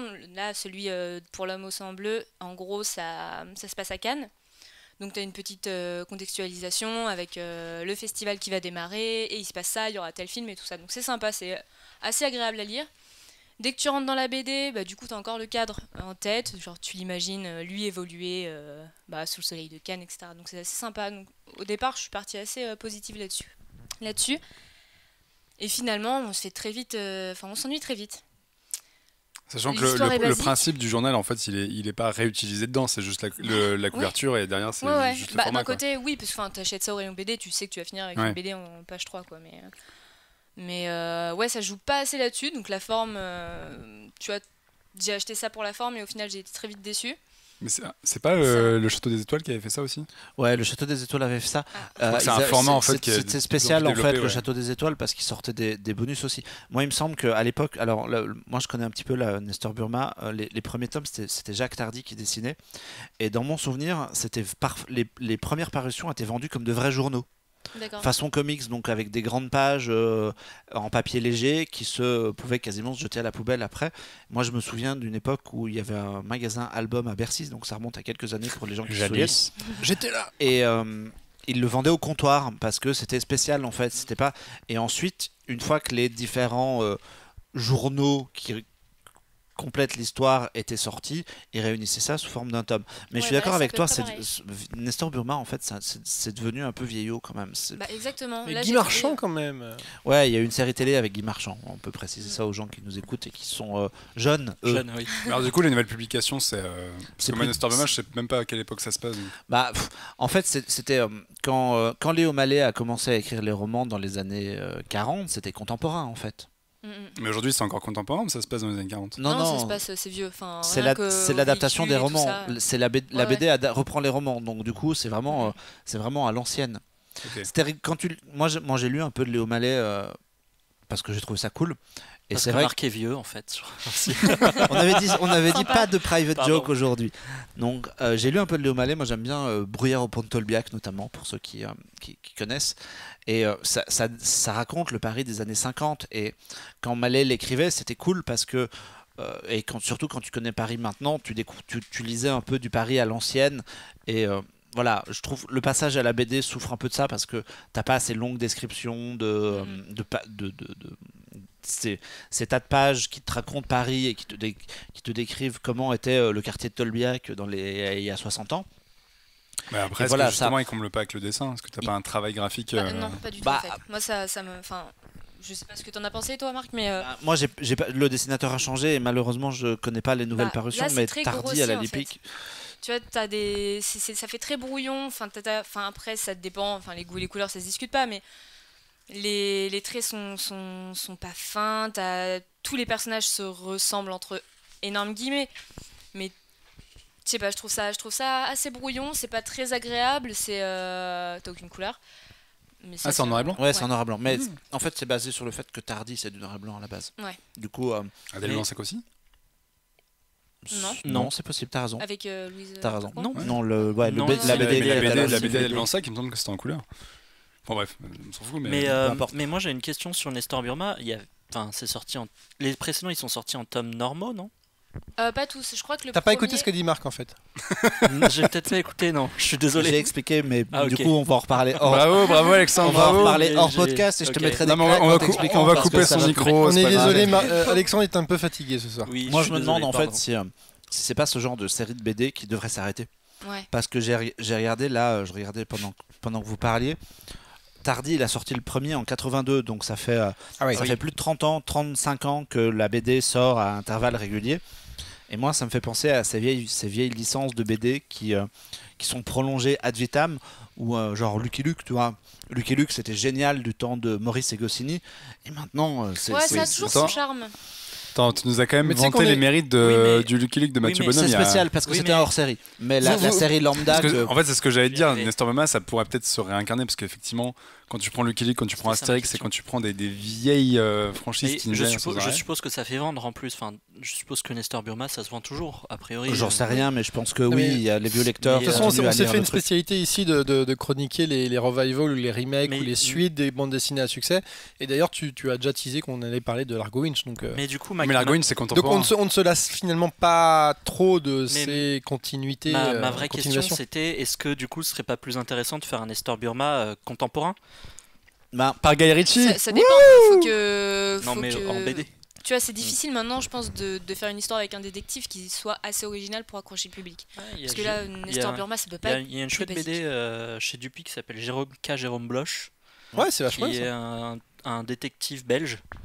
Un peu old school et tout, et c'est plutôt cool. Ça me fait penser, justement, j'ai jamais lu Nestor Burma, je connais que. C'est une série ancienne aussi, Mais après la question. La série avec Guy Marchand. Guy Marchand. Ouais. Ok. Guy Marchand qui est très bien dans la saison 2 de 10% d'ailleurs, au passage. La question c'est est-ce que ce serait pas. Après, je sais pas quel âge ont les nouveaux auteurs de Nestor, enfin ceux qui viennent de publier ça, mais la question c'est est-ce qu'il n'y a pas une nouvelle génération justement de scénaristes de bande dessinée et de dessinateurs qui pourraient se réapproprier le truc avec leurs pattes comme l'a fait Mathieu Bonhomme sur Lucky Luke. Non mais surtout... regarde la page Wikipédia, ils ont mais c'est surtout qu'il y a des sujets. C'est compliqué de donner quand tu fais du Lucky Luke et tout ça, c'est pas intemporel. De toute façon, c'est marqué. Non, puis tu joues avec une mythologie. Mais Nestor Burma dans les années 50, c'est quand même très marqué époque. Tu peux pas non plus trop varier les choses en fait. Ouais, on en avait déjà un peu parlé. Tu peux pas faire une histoire fantastique. Mais tu peux le redynamiser avec un trait plus moderne. Quand on en avait causé au moment du Lucky Luke d'Émile Bravo, que moi j'aime vraiment beaucoup, on s'était dit ce sont des personnages qui mériteraient en fait d'être pas forcément rebootés, mais un petit peu réactualisés. Or, les éditeurs, pour la plupart, quel que soit le sujet, ça marche même avec Largo Winch, continuent une série classique et n'osent pas rebooter les personnages. Ils font parfois du hors-série, comme avec Lucky Luke ou même avec Spirou là, où ils tentent des choses, mais le personnage d'origine de base, lui, c'est toujours le même. Et à force, en fait, ça devient une mauvaise idée parce qu'à la longue. Ce qui me fait penser qu'on n'a pas du tout abordé le petit Spirou qui est sorti au cinéma. Il sort mercredi. Et on ne sait pas pourquoi. Oui, moi alors que Marc l'attendait, il l'a vu, on l'a vu ensemble. Mais il ne veut pas en parler. Mais je veux y en parler, mais c'est hors sujet, et puis je veux pas. Enfin voilà. Non, moi j'ai bien aimé le petit Spirou. Voilà, on n'est pas d'accord, on n'est pas tout à fait d'accord avec Mathieu, et c'est pas du tout. Mais dans le genre. Bah si, ça raccord un peu avec le sujet, tu vois, dans le mode revival. Je disais ça parce que dans le sens de se réapproprier un personnage pour essayer. Alors après, c'est une adaptation, donc c'est un tout petit peu différent, mais je pense que les gens qui reprennent Astérix, par exemple. Astier, quand il reprend Astérix, il met quelques vannes modernes, ou même Chabat, mais ils essayent de rester dans le moule d'origine, quoi. Oui, mais par exemple, Chabat, quand il fait Mission Cléopâtre... C'est une adaptation aussi, mais surtout que c'est un film des nuls. C'est de l'humour des nuls, tu vois. Ce qui d'ailleurs a pas forcément bien vieilli. Quand tu prends la vanne sur Itinéris aujourd'hui, je pense que... Plus personne la comprend. Personne la comprend. Ils la comprennent pas, je pense, Ouais, ça va. Alors que voilà, mais ça reste, il a pris le truc par bras le corps. Peut-être que si on restait sur le médium bande dessinée, il faudrait trouver des exemples plus pertinents, mais en tout cas, il y a peut-être certaines œuvres, effectivement, qui ne sont pas destinées à perdurer Moi, j'ai plutôt bien aimé le petit Spirou en film. Je trouve qu'il s'en sort d'autant plus que à la base, ce sont des gags d'une page. Il n'y a pas d'histoire au petit Spirou. Ce sont juste des personnages et des situations. Et il arrive à broder une histoire. C'est très jeune public, mais ça marche. Moi, ce qui m'intéresse, et c'est le sujet qu'on ne fait pas du coup aujourd'hui, puisque je me suis retrouvé à parler de Superman, mais voilà, dans le renouveau, il y a le changement de scénariste sur Largo Winch, puisque Jean Van Damme a arrêté et que celui qui sort début octobre, c'est un nouvel auteur. Ça m'intéresse parce que du coup ils ont mis quelqu'un d'autre et peut-être qu'il aura quelque chose à apporter au personnage. Oui, mais 13 par exemple, est-ce que une fois qu'ils avaient fini la grande intrigue, est-ce que finalement les nouveaux tomes c'est 13 c'est encore plus particulier parce que 13 il fallait arrêter quand Van Damme a arrêté. Oui, quand il y a eu les 2 derniers tomes et que lui bouclait son histoire, il fallait arrêter. Là l'éditeur a voulu prolonger. Largo c'est un personnage qui vit des aventures qui vit des petites aventures indépendantes. C'est un peu James Bond quoi. Tu vois, c'est comme James Bond. Et du coup pour revenir à nos moutons. De rien Alexandre. Pardon. Pour revenir à donc, nos moutons et Nestor Burma, du coup, on conseille pas trop quoi. Non, je conseille pas du tout. Enfin, en plus, il y a un vrai travail sur le dessin à faire, je pense, parce que là, c'est même pas agréable. C'est 0 pointé. Vous repartez travailler. Les conseils d'Estelle, c'est de ne pas aller à l'expo et ne pas lire la BD. Je suis pas négative comme ça d'habitude, mais là, franchement, ce mois-ci. C'est le hasard des sujets, ouais, vraiment. On espère qu'Estelle va pouvoir rebondir sur le prochain sujet, puisque le prochain sujet qui n'a absolument aucun rapport avec Nestor Burma. Ah, t'es en galère, c'est ça. Ce sera un sujet jeu vidéo. Ok, vous êtes prêts pour le tunnel? Là, je prépare Jean-Victor à faire son slam. Attends, je vais boire une bière d'abord. Puisqu'on va vous parler de Guild Wars 2. Non, parce que comme d'hab, je vais vous poser des questions. Je vais essayer de vous impliquer un petit peu. Guild Wars 2, Path of Fire. Je sens que je vais être encore seul sur ce coup-là. On pourrait presque croire que c'est le titre d'une chanson de Bob Path Dylan. Path of Fire, oui, presque. Oui. Est-ce que vous savez ce que c'est les MMORPG? Les Meporg. Merci. Oui. Voilà, il y en a un qui regarde France 2 et. Elle est bien ma transition. Et qu'est-ce que ça veut dire MMORPG? C'est ça la question. Massive Multiplayer Online Player Role player game. Tu y étais presque. Role playing game. Oui, donc vous savez en fait ça. Donc. C'est pas Mathieu, nous on joue à des trucs. C'est vrai. Donc aujourd'hui, oui, je vais vous parler de Guild Wars 2 Path of Fire. Donc Guild Wars 2, c'est un MMORPG, donc en français un jeu de rôle massivement multijoueur en ligne. Donc le plus connu pour raccrocher les trois quarts des gens qui nous écoutent, c'est évidemment World of Warcraft. Mais il y en a d'autres. Il n'y a pas que Warcraft. Guild Wars 2, ça fait 5 ans que ça existe. C'est donc la suite de Guild Wars comme son nom l'indique. C'est toujours un jeu de fantasy dans lequel vous vous retrouvez impliqué avec plein de joueurs dans un monde persistant en ligne, avec des races étranges. Tu peux prendre ton micro, tu auras plein de questions à me poser. Il n'y a pas de VR par contre, je te précise, Mathieu. Donc vous vous retrouvez, vous créez votre personnage et vous vous retrouvez impliqué dans un monde fantastique, fantaisiste, avec des dragons, avec des races d'elfes mais végétaux, avec voilà. Et donc ce MMORPG vient de voir sa deuxième extension sortir ce mois-ci, donc ça s'appelle Path of Fire. Et pourquoi c'est bien, contrairement à plein de MMORPG qui sont évidemment des jeux très chronophages, et Guild Wars 2 n'échappe pas à la règle. L'avantage de Guild Wars 2 déjà, c'est qu'il n'y a pas d'abonnement. C'est que c'est souvent des jeux qui, vous vous connectez à des serveurs immenses avec des milliers de joueurs, donc forcément ça coûte un blé fou. Donc généralement vous devez... C'est-à-dire qu'en gros t'achètes le jeu et après Et t'as le jeu, voilà. Ok. Par exemple, Warcraft, il faut payer l'abonnement de 12 balles tous les mois, etc. Cool. Guild Wars, il suffit juste d'avoir le jeu. Et d'ailleurs, le jeu de base Guild Wars 2 est gratuit. Maintenant, vous pouvez tout à fait le télécharger, vous créez votre compte, créez votre personnage et partir explorer le jeu de base. Les deux extensions, donc la précédente qui s'appelait Heart of Thorns et maintenant Path of Fire, elles sont payantes. Donc le contenu qu'elles réservent est inaccessible si vous ne les avez pas. Mais vous pouvez tout à fait jouer avec les autres joueurs, les croiser, etc. Et en fait, ce qui est intéressant avec Guild Wars 2, c'est que c'est un jeu qui est développé à la base par une boîte asiatique qui a vraiment essayé de créer un jeu avec leur tempérament à eux mais dédié à l'Europe. C'est-à-dire que souvent les jeux japonais, notamment les MMORPG, on se retrouve très vite avec une direction artistique 100% asiatique, etc. Donc avec des nanas à grosse poitrine qui ont quasiment rien sur le dos, en cuir machin, et avec une espèce de direction artistique qui est un peu limite. Là, ils ont essayé de faire les choses bien et ils ont trouvé un espèce de juste milieu qui est intéressant, dans le sens où c'est un univers de fantasy qui ressemble pas à tous les univers de fantasy. C'est-à-dire que vous n'allez pas croiser les énièmes nains, les énièmes elfes. Par exemple, les elfes du jeu qui s'appellent les Sylvari, en fait, c'est des hommes plantes. C'est-à-dire que par exemple, ils sont tout verts et ils ont leurs cheveux, c'est des feuilles. Et d'ailleurs, j'ai appris il y a pas longtemps, ça me choque parce que moi je joue un Sylvari, qu'en fait, ils naissent comme des plantes. C'est-à-dire qu'ils n'ont pas de parents, ils poussent et pouf, ça fait un personnage. Et en fait, voilà. Comme Groot, en fait. Comme Groot, mais en un peu plus gracieux. Okay.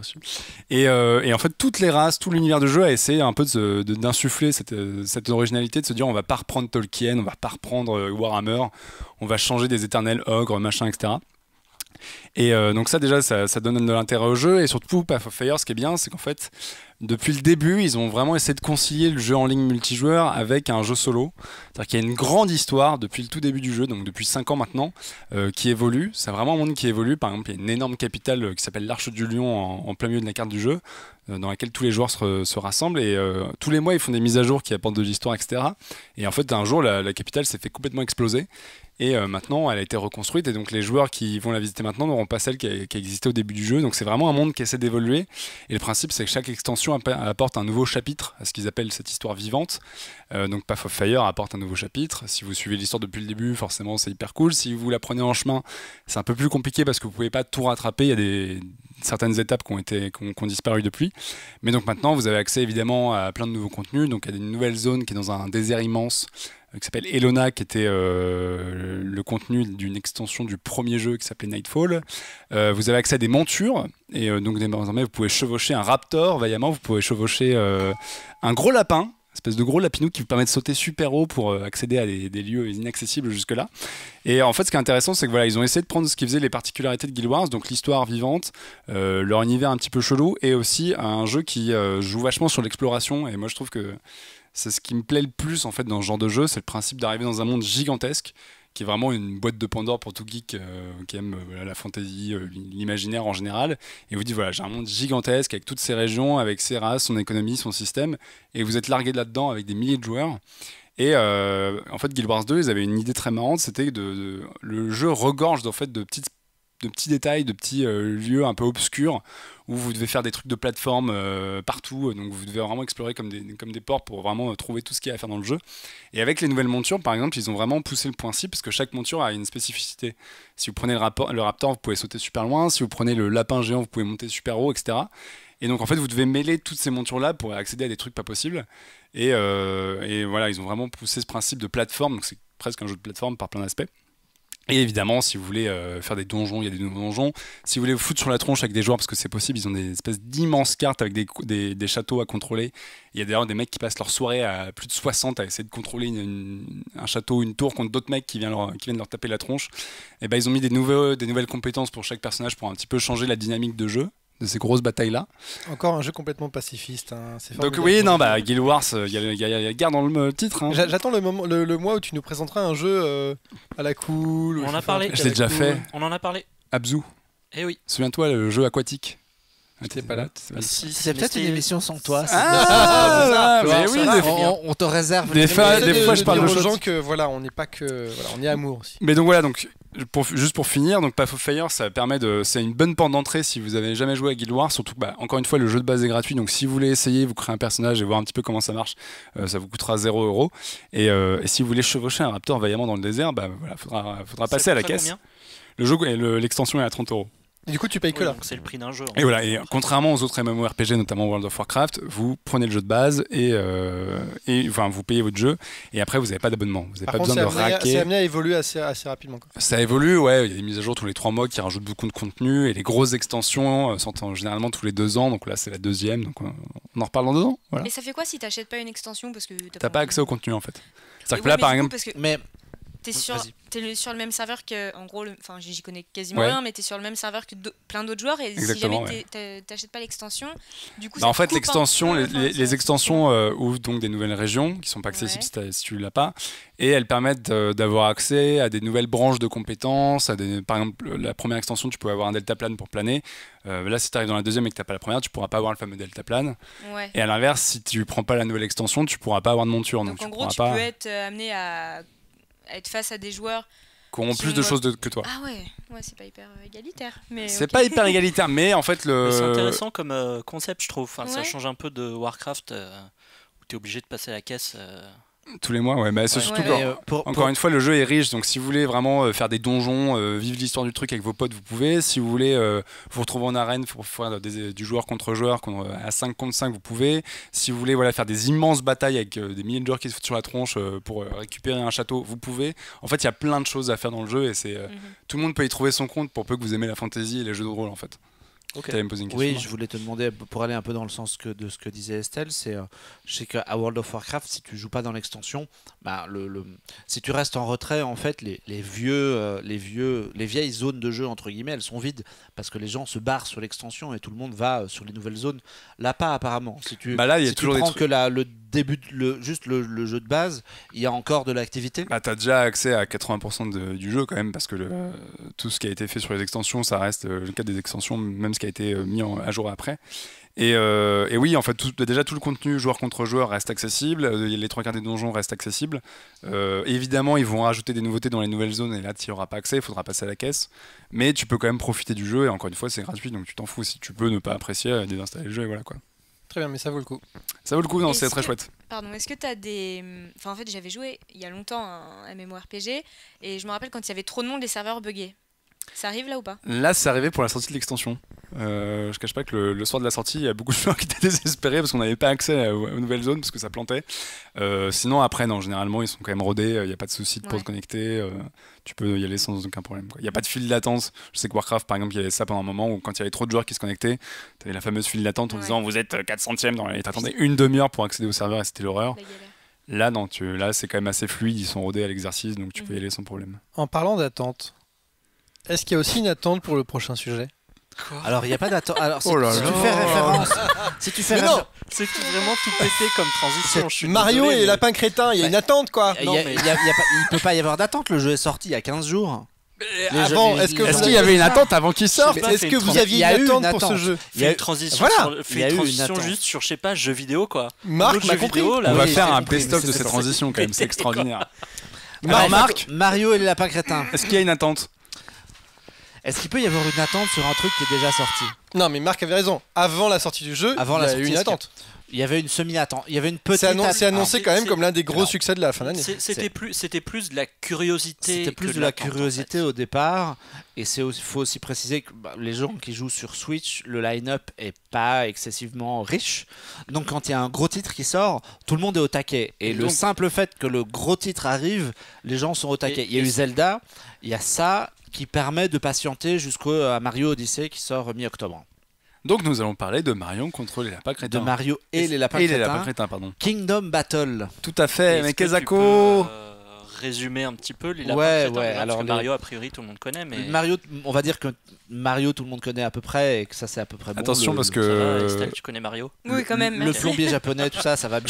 Je crois qu'on a un très très bon imitateur. Il y a un film. C'est vrai? Tu fais Mario? Mario. It's me, Mario. Voilà, on a Mario avec nous, c'est formidable. Et les lapins crétins, ce sont des personnages que Ubisoft... Ouais, on a ramené une boîte qui fait le... Oh non, on a un lapin crétin parmi nous. C'est absolument génial. Ouais. Donc les lapins crétins, je pense que les gens ont décroché. Les lapins crétins, ce sont les ancêtres des mignons, dans la catégorie petits personnages débiles. C'est clair. Oui, mais non. Parce que moi, les lapins, autant les mignons, ça me gave et je trouve ça insupportable et j'en ai ras le cul. Autant les lapins crétins, j'ai toujours trouvé ça drôle. Mais c'est la même blague. Pas vraiment. En fait, ils ont exactement les mêmes. C'est la même chose.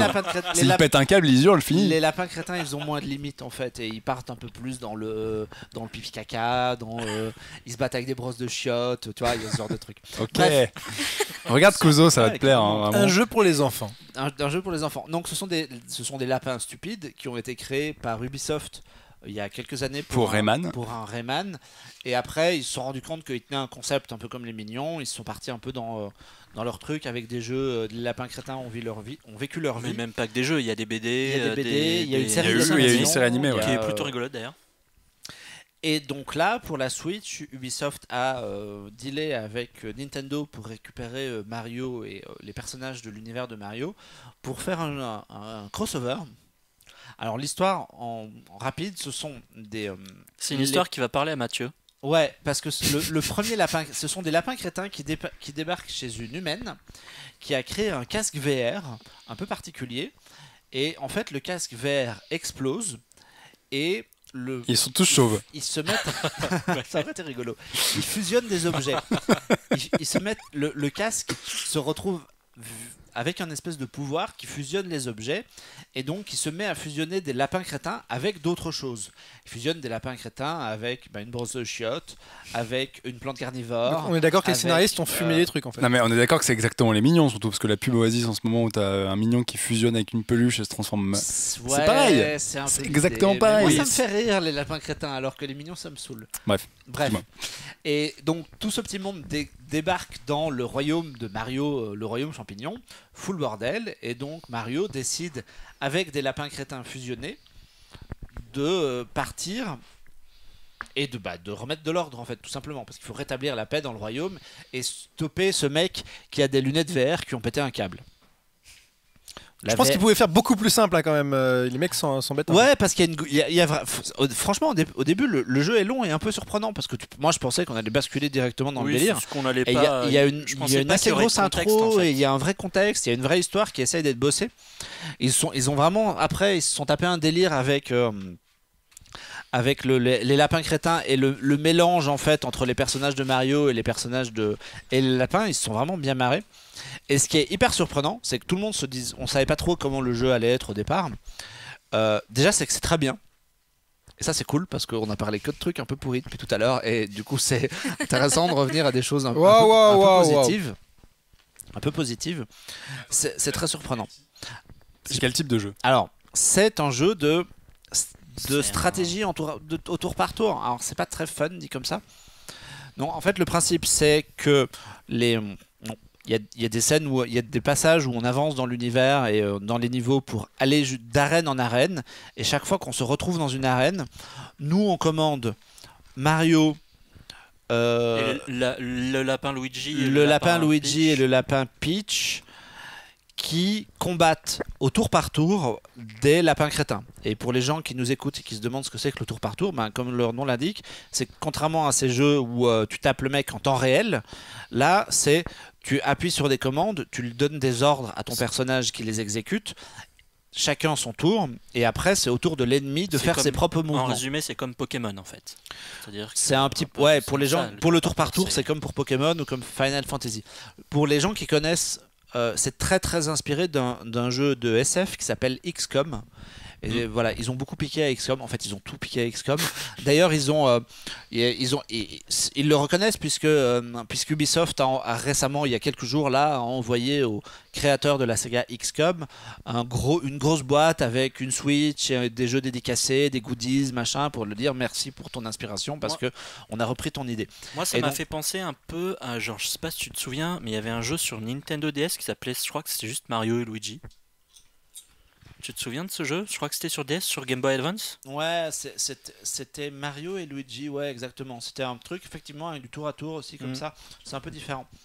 Et alors, là où je voulais en venir, c'est que moi, de base, j'ai tendance à pas aimer ça, le tour à tour, le tour par tour. Parce que moi, quand je joue à un jeu vidéo, j'aime bien appuyer sur un bouton et que ça donne des coups d'épée, quoi. J'appuie sur X et le flingue tire. Là, c'est pas le cas. J'appuie sur X. Je donne l'ordre au personnage de tirer et quand ce sera son tour, il va le faire.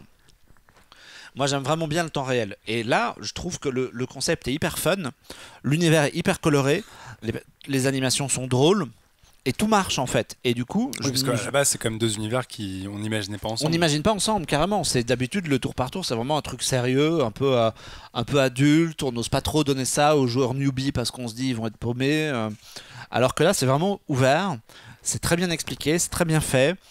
Moi, j'ai pas joué hyper longtemps parce que je suis arrivé au premier boss et je coince comme un gros nul. Est-ce qu'il y a une extension Est-ce que par rapport à ce concept de tour par tour, il y a une extension pour jouer connecté avec d'autres joueurs? Alors, il y a une possibilité de coopération, mais en fait, elle est assez limitée. Puisque, en fait, vu que tu maîtrises une équipe, et que tu combats une deuxième équipe, il y a des niveaux où il y a 3 équipes et du coup tu peux filer la manette à un pote et c'est de la bataille à 3 en fait. C'est très limité dans le concept. On est en train de perdre Mathieu. Mathieu il est complètement à l'ouest. J'ai rien compris, mais je te fais confiance. Imagine une bataille normale, hein, dans la vraie vie, une bataille comme ça t'arrive tous les matins. 3 camps. Bien sûr. Ouais. Il y a toi, ton pote et l'ennemi. Jusque là ça va? Moi et mon pote, on est ensemble. Oui, donc c'est pas si tu veux. Ouais. C'est de l'équipe, c'est 1 contre 1 contre 1. Donc c'est pas vraiment mon pote, alors c'est l'ennemi de mon ami et mon Comme ami. Renard Vipère quand on était petit. Non Ouais, voilà. Une bonne référence. C'est parce que j'ai pas vos références. Imager un petit peu. Donc voilà, tout ça pour dire que Alexandre y a joué un petit peu. Moi j'ai joué pas longtemps, j'ai joué 1 heure parce que j'ai juste eu le temps de jouer vite fait, mais j'ai trouvé ça plutôt cool. Pareil, le tour par tour, ça, à part Pokémon, ça a tendance un peu à me gonfler. Je pense notamment à Star Wars KOTOR qui m'avait Knight of the Old Republic, qui m'avait passablement fait chier. C'était du tour par tour. Ouais, je crois, ouais. Je pense même plus, mais ok.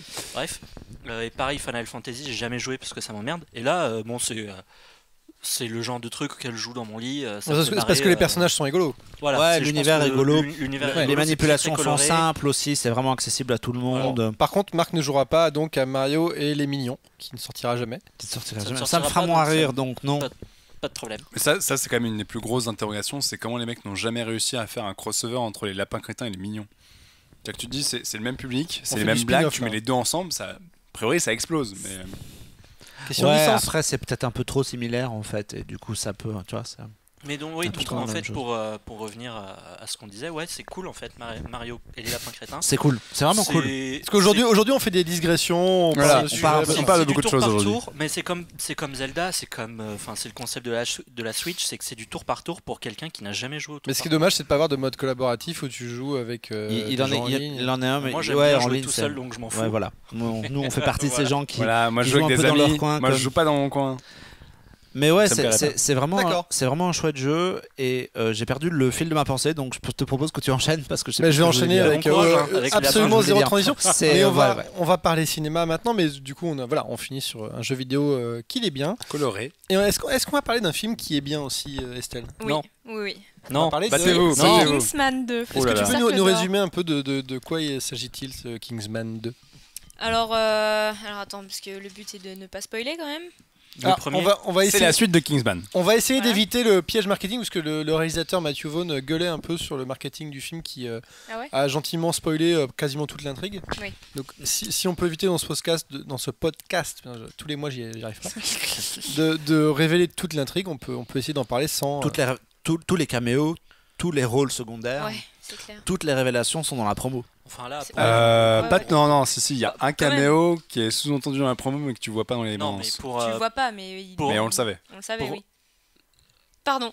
Mais je vois pas de qui vous parlez. Est-ce que j'ai le droit de spoiler ou pas? Merde. Non, les gens l'ont pas vu, donc on va attendre qu'ils sortent. Mais juste nous résumer le premier et donc dans les enjeux de ce deuxième film. Dans le premier, on découvrait Eggsy, qui n'était pas du tout un Kingsman. Donc les Kingsman sont des agents secrets britanniques. Et en gros, on voyait Eggsy devenir un Kingsman. Donc il avait été repêché par Colin Firth. Et donc Eggsy, qui était un peu un mec de banlieue, enfin vraiment pas issu d'une famille aisée. Moi, on peut le dire, c'était un hooligan. Et donc voilà, on le voyait devenir un Kingsman, donc à la fin très chic et tout ça. Et donc ils étaient dans le 1, ils devaient affronter Valentine, qui était joué par Samuel Jackson, un super méchant d'ailleurs, qui était vraiment bien. Je sais pas ce que vous en avez pensé, mais j'avais vraiment bien aimé ce méchant. Bref, et donc ils réussissent leur mission, tout va bien. Et Colin Firth meurt. Donc Eggsy prend son nom et va continuer d'être un Kingsman. Donc on le retrouve là dans le 2. Et il va être amené à rencontrer les Statesmen, qui sont l'homologue américain des Kingsman. Voilà, je ne sais pas si j'en ai trop dit ou pas assez. Non, moi je rajoute. Après avoir fait. Le début du film, c'est ils se font latter. Ouais, ils se font latter, et parce qu'ils se font latter, ils se retournent vers le Statesman, les Américains, pour avoir un peu des moyens, rencontrer d'autres gens, et face à une ennemie qui est jouée par Julianne Moore, qui dirige le Cercle d'Or, Cercle d'Or, qui donne son titre au film, et qui a, on peut le dire, à peu près le même genre d'ambition et de plan que Samuel L. Jackson dans le premier volet. Exactement. C'est un petit peu le même genre de délire. Alors, battez-vous. Pourquoi c'est bien, pourquoi c'est pas bien Kingsman 2? En fait, moi déjà, j'avais pas trop aimé le premier. Ok, merci, c'était Alexandre. Allez, salut, je m'en vais. En fait, je trouve que le premier est assez poseur et cool, mais en mode forcé. Et là, le deuxième, mais c'est 1000 fois, quoi. C'est 1000 fois, genre, regardez comment je suis cool, regardez, vous avez vu, regardez ce plan. Regardez comment je suis cool. Alors, ce que tu décris, c'est Man from Uncle de Guy Ritchie. Non, Man from Uncle, c'est largement mieux que... T'es fou, mec. Man from Uncle, c'est hyper poseur. N'importe quoi, là. J'ai pas vu Mais non, il y a vachement plus de classe dans Man from Uncle. Ça part en embrouille. J'ai pas vu Man from Uncle, donc je m'en fous. On va les choses. On parle quand même de Kingsman. Non, faut pas, c'est vachement bien. On parle quand même de Kingsman 1, ou un film où il y a une scène de massacre dans une église sur un des plus grands morceaux de l'histoire, Freebird de Lynyrd Skynyrd. Non, moi je suis assez d'accord avec Alexandre. Le premier est assez poseur. La scène de l'église est incroyable, cette réalisation, mais tout le film en fait. En comparaison, je préfère John Wick. Le premier. C'est pas tout à fait la même chose en fait. C'est du gunfight. Non, parce qu'en fait, ce qui était cool dans Kingsman, et je pense que ce qui a beaucoup plu aux gens, c'est effectivement le principe de revisiter l'univers des James Bond par des hooligans. C'est-à-dire vraiment, tu prends la middle class, la plus basse classe anglaise, ceux qui sont considérés comme des gros beaufs, etc., et t'en balances un chez James Bond. Ouais. Et ce qui était kiffant, c'est de voir les mecs qui sont en train de se dire putain, on est dans un James Bond. Et moi, parce que c'est quand même adapté d'une BD de Mark Millar, avec le même réalisateur que le premier Kick-Ass, et moi, enfin. Là où Kick-Ass essayait vraiment de te réinventer l'univers du super-héros, mais bêtement, parce que ça changeait rien au final, Kingsman, t'avais vraiment un côté célébration en mode putain, on fait notre James Bond à nous, c'est hyper cool. Et c'est ça qui était frais en fait, c'est de voir un mec qui arrive avec son suite, sa casquette et qui se retrouve Est-ce que ça marche dans costard, le 2 quoi. Alors, moi je trouve que ce qui marche moins dans le 2, c'est comme pour tout, c'est l'effet de surprise est plus là. Non, mais ça, l'effet de surprise, c'est vraiment l'argument pété, parce que, excuse-moi, mais dans Lucie, il y a un effet de surprise, c'est pas pour ça que ça fait un bon film. Non, mais. Parce que dans Star Wars 7, il n'y a pas d'effet de surprise, mais ça vous a plu. Le premier film avait un petit côté renouveau du film d'action, surtout par rapport à James Bond, des genres de trucs-là. C'était très rythmé, il y a des idées de mise en scène. Je trouve ça mieux que les Gardiens de la Galaxie. C'était un peu délirant, il y avait vraiment des choses dans le premier qui sont reprises telles quelles dans le deuxième, et du coup, moi j'étais content de les retrouver. Mais j'étais plus surpris et du coup je suis un tout petit peu moins enthousiaste sur ce deuxième volet, juste parce que quelque part avec tout un tas de guillemets, parce que j'ai quand même bien aimé, c'est un peu le même film. Oui, moi en fait il y a tout un paquet de choses qui m'ont dérangé, que je n'ai pas noté parce que je suis venu complètement à l'arrache, mais en gros non, il y a des choses que j'ai trouvées intéressantes, c'est principalement l'évolution des personnages, notamment celle de Eggsy avec Taron Egerton, si je n'écorche pas son nom, qui joue très très bien, je trouve vraiment excellent. Enfin, des mecs déjà dans le premier j'ai trouvé excellent, et là dans le deuxième je trouve qu'il a pris un peu plus d'assurance, son personnage aussi, mais du coup je trouve qu'il a quand même pas mal de charisme. Après, je trouve que le film en soi est pas spécialement intéressant, c'est un enchaînement de scènes d'action qui sont improbables et pas... Et cool. Non, bon sang, non. Si. Elles sont ultra maîtrisées, elles sont ultra rythmées, je suis pas d'accord avec toi du tout. Écoute, je vais dormir, c'est pas possible. Il y a un truc là-dessus. Enfin, moi je trouve que la scène d'intro est absolument monstrueuse. Dans le taxi, montée c'est génial. sur Let's Go Crazy, qui est un super hommage à Prince, et qui pour le coup, pour moi, vraiment la scène d'intro défonce par exemple Baby Driver. C'est vraiment, j'ai vu un mec qui a des idées à chaque plan, quoi.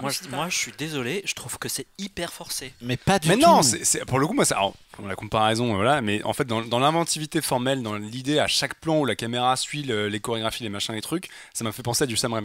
C'est que vraiment, je trouve que c'est un dynamisme mais hallucinant. Tu te dis putain, mais le gars ne s'arrête jamais, quoi. Et le problème, c'est que je trouve qu'après, le film a du mal à renouveler ça et en fait recoupe avec des. Soit il recoupe avec des trucs qu'on a déjà vus, notamment la scène du bar où le mec ferme les portes, et tu te dis ok mec, on l'a déjà vu, à quoi ça sert de la refaire? Ça, ils font un petit twist rigolo, donc c'est assez sympa. Oui, mais la scène en soi reste la même, tu vois, même si le twist à la con. Dans le deuxième, c'est plus une vanne, donc du coup. Et le problème, c'est que je trouve que par la suite, mais c'est aussi parce que je trouve que le film est vraiment trop long, il arrive jamais à renouer avec cette espèce d'énergie folle dans les scènes d'action. Il y en a, tu vois, il y a une scène notamment montée sur Elton John qui me fait plaisir, mais je trouve que en fait tu restes un peu sur ta fin parce qu'elles ont jamais l'énergie furieuse qu'avait la scène de l'église ou même la scène de fin du premier, qui avait vraiment des idées déglingos.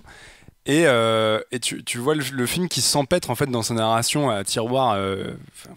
Pour le coup, le film est 10 fois trop long. Et en fait, je trouve que les scènes d'action sont les premières victimes, quoi. C'est que moi, par exemple, le fight final, t'en as plus rien à foutre à ce moment-là. C'est trop long, quoi. Non, il est fou le fight final avec Pedro Pascal là. Ouais, mais t'as ce côté. Alors oui, ok, en termes de caméra et tout, il se lâche. Mais en fait, je trouve que à ce moment-là, t'as l'impression qu'il répète ce qu'il a déjà fait précédemment dans le film. Mais encore mieux. J'ai l'impression que à chaque fois les. Oui et non, parce que ça sent le numérique à donf. C'est que c'est toujours été un problème chez Matthew Vaughn. Mais c'est dans le premier déjà, ça l'est déjà l'intro, mais à la fin, c'est un. Pour citer Clara, c'est un jeu vidéo. J'arrête de cracher et après je drop the mic et je vous laisse crier les louanges. Moi, j'ai un autre vrai problème avec ce film, c'est que c'est moche à crever, quoi. Je suis pas d'accord. C'est pas moche à crever. Ça a des idées, mais ça essuie les plâtres. Tu vois les fonds verts à 1000.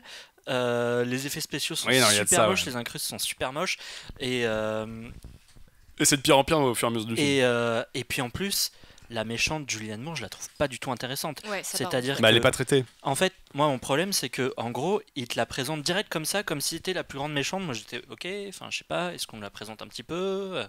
Et non, elle arrive comme ça, elle fait ok, c'est moi la reine des cartels. Mais voilà. Est-ce que c'est un bon divertissement en fait? Carrément. Oui. Moi j'ai passé un super moment. Je me suis un peu fait chier moi. En fait, on va laisser Jean-Victor décider. Non, mais en fait, les deux, on est d'accord. Non, mais tu passes pas un mauvais moment, mais moi je trouve que le film a vraiment une demi-heure en trop. C'est-à-dire que ça dure, faut le dire, ça dure 2h20. Tu sais quoi. que Matthew Vaughn, il a un montage de 4 heures. Ouais, de 4 heures. Mais ça sent, parce qu'en plus, en fait, je trouve que le film a un vrai côté frustrant dans le sens où, ok, on reprend les Kingsman, on les connaît, c'est cool, machin. On découvre les fameux Statesman, et en fait, le film, moi je le vois vraiment comme une boutique à bonbons. On te dit, regarde, il y a ça. Genre, il y a Channing Tatum en cowboy, tu fais, oh putain. Ouais, le mec, j'avoue, j'ai kiffé. Le mec, il a un tout petit rôle dans le film. Tu le vois à 5 minutes à tout péter. Moi j'y allais pour. À la base, tu me dis Channing Tatum en cowboy qui défonce des gueules. Déjà tu dis je prends ma place, tu vois. Oui, voilà, mais encore plus là. Et en fait, tous les nouveaux éléments qui sont super excitants sur le papier, que ce soit Channing Tatum, que ce soit Jeff Bridges, que ce même un caméo musical qu'on ne va pas révéler. Tout ça, c'est hyper excitant et je trouve qu'en fait, le film les exploite pas tellement. Par exemple, la base de la méchante. Quand il te l'expose, quand tu la vois pour la première fois, donc ce truc dans le volcan et tout, moi je pétais un câble, je me dis mais il y a tellement de trucs à faire là-dedans, c'est génial. Et quand tu vois la scène de fin dedans, t'es en mode ah bah en fait les décors ils s'en servent pas. C'est-à-dire que ok, bah, tu vois qu'ils sont là-dedans, mais on te présente plein de petites boutiques avec chacune un univers machin, tu te dis ok. Non, ça c'est juste pour te donner une idée de la personnalité de... Ouais, mais il y avait un truc à exploiter dans l'action, tu vois. Surtout qu'ils te présentent, ok, donc t'as le salon de coiffure, tu dis, à un moment ils vont s'en servir, ils vont trouver une idée à la con. Le seul truc qu'ils utilisent c'est le bowling, et encore c'est pour pas grand chose. Mais il y a des idées d'univers qui sont vraiment géniales, super excitantes, et je trouve que au film, le film s'en sert juste comme un décor basique. Ça pourrait se passer dans un hangar, ce serait pareil. Après ça, c'est peut-être dans le montage de 4 heures. Hein. C'est le problème. Enfin, mais bon, du coup, allez-y, criez vos louanges. Non, mais puisqu'on est chez la méchante, est-ce qu'on peut en parler? Parce qu'elle m'a complètement frustrée, quoi. Je suis déçue de cette méchante. Enfin, j'ai rien du tout contre Julianne Moore. Au contraire, je trouve qu'elle est très bonne en général. Mais là, en fait, passer après Samuel L. Jackson, en fait, ils avaient mis la barre trop haut. Bah attends, c'était Samuel L. Jackson qui zozote. Mais ouais, et qui, enfin, je sais pas. Et ça, c'est la classe. Et burger, il est habillé. Et sa bras droit qui, du coup, avait des jambes en forme de. Ouais, c'était fou. Tout ça, c'était fou. Oui, mais par exemple, Sofia Boutella qui avait des jambes lames dans le premier, c'est repris littéralement dans le second où c'est un mec qui a un bras mécanique qui balance avec un câble. En moins bien. Mais en fait, il y a vraiment cet aspect-là avec le plan de la méchante et avec son sidekick où tu revois le premier. Tu te dis ok, en fait je l'ai déjà vu différemment, mais son plan est quand même quasiment semblable, son bras droit est quasiment semblable, et t'as envie de dire mec, on n'est pas non plus aveugle, tu vois, on a vu tout ça quoi. Mais du coup toi Estelle, t'as préféré le deuxième ou tu préfères le premier? J'ai pas préféré le deuxième parce que le premier m'avait vraiment mis une claque, enfin franchement j'ai été surprise. On parlait de l'effet de surprise tout à l'heure, mais c'était la cerise vraiment sur le gâteau, c'était fou. Le premier était d'après moi presque parfait. Là, étant donné que la méchante m'a vraiment déçue et que globalement le schéma du film est pareil que le premier, voilà, c'est un petit peu moins bien, mais je me suis tout autant éclatée. Ça m'a fait plaisir de retrouver Eggsy qui est 12 fois plus charismatique, enfin son personnage en tout cas est 12 fois plus charismatique, comme tu le disais tout à l'heure. Et non, franchement, je me suis les 2h20, tu les vois un petit peu passer, mais tu peux quand même, ouais, mais ça va. Et franchement, c'est tellement inventif, c'est tellement fou. Il y a des gadgets partout, tout le temps, et le réalisateur les utilise à fond et il force et il va jusqu'au bout, tu vois. C'est peut-être des fois trop, mais ça rend des trucs géniaux. C'est là où le film est effectivement cool, c'est que dans sa réelle, et moi je trouve vraiment la première demi-heure vraiment incroyable pour le coup. c'est qu'effectivement, le gars, il a une idée à la seconde. Et c'est un film qui ouais. est ultra inventif, ne serait-ce que aussi dans sa mise en scène, il y a des transitions par exemple que tu vois pas venir, etc.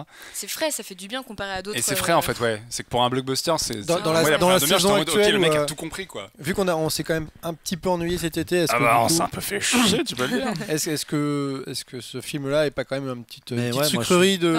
Je suis carrément pour ça en fait. Je pense que par rapport aux attentes qu'on pouvait en avoir, c'est un peu décevant. C'est sympa, hein, je passe un mais il moment faut être critique. Hein. Bah, surtout que, franchement, moi, j'ai pas trop aimé le premier. Le trailer, là, j'avais grave envie.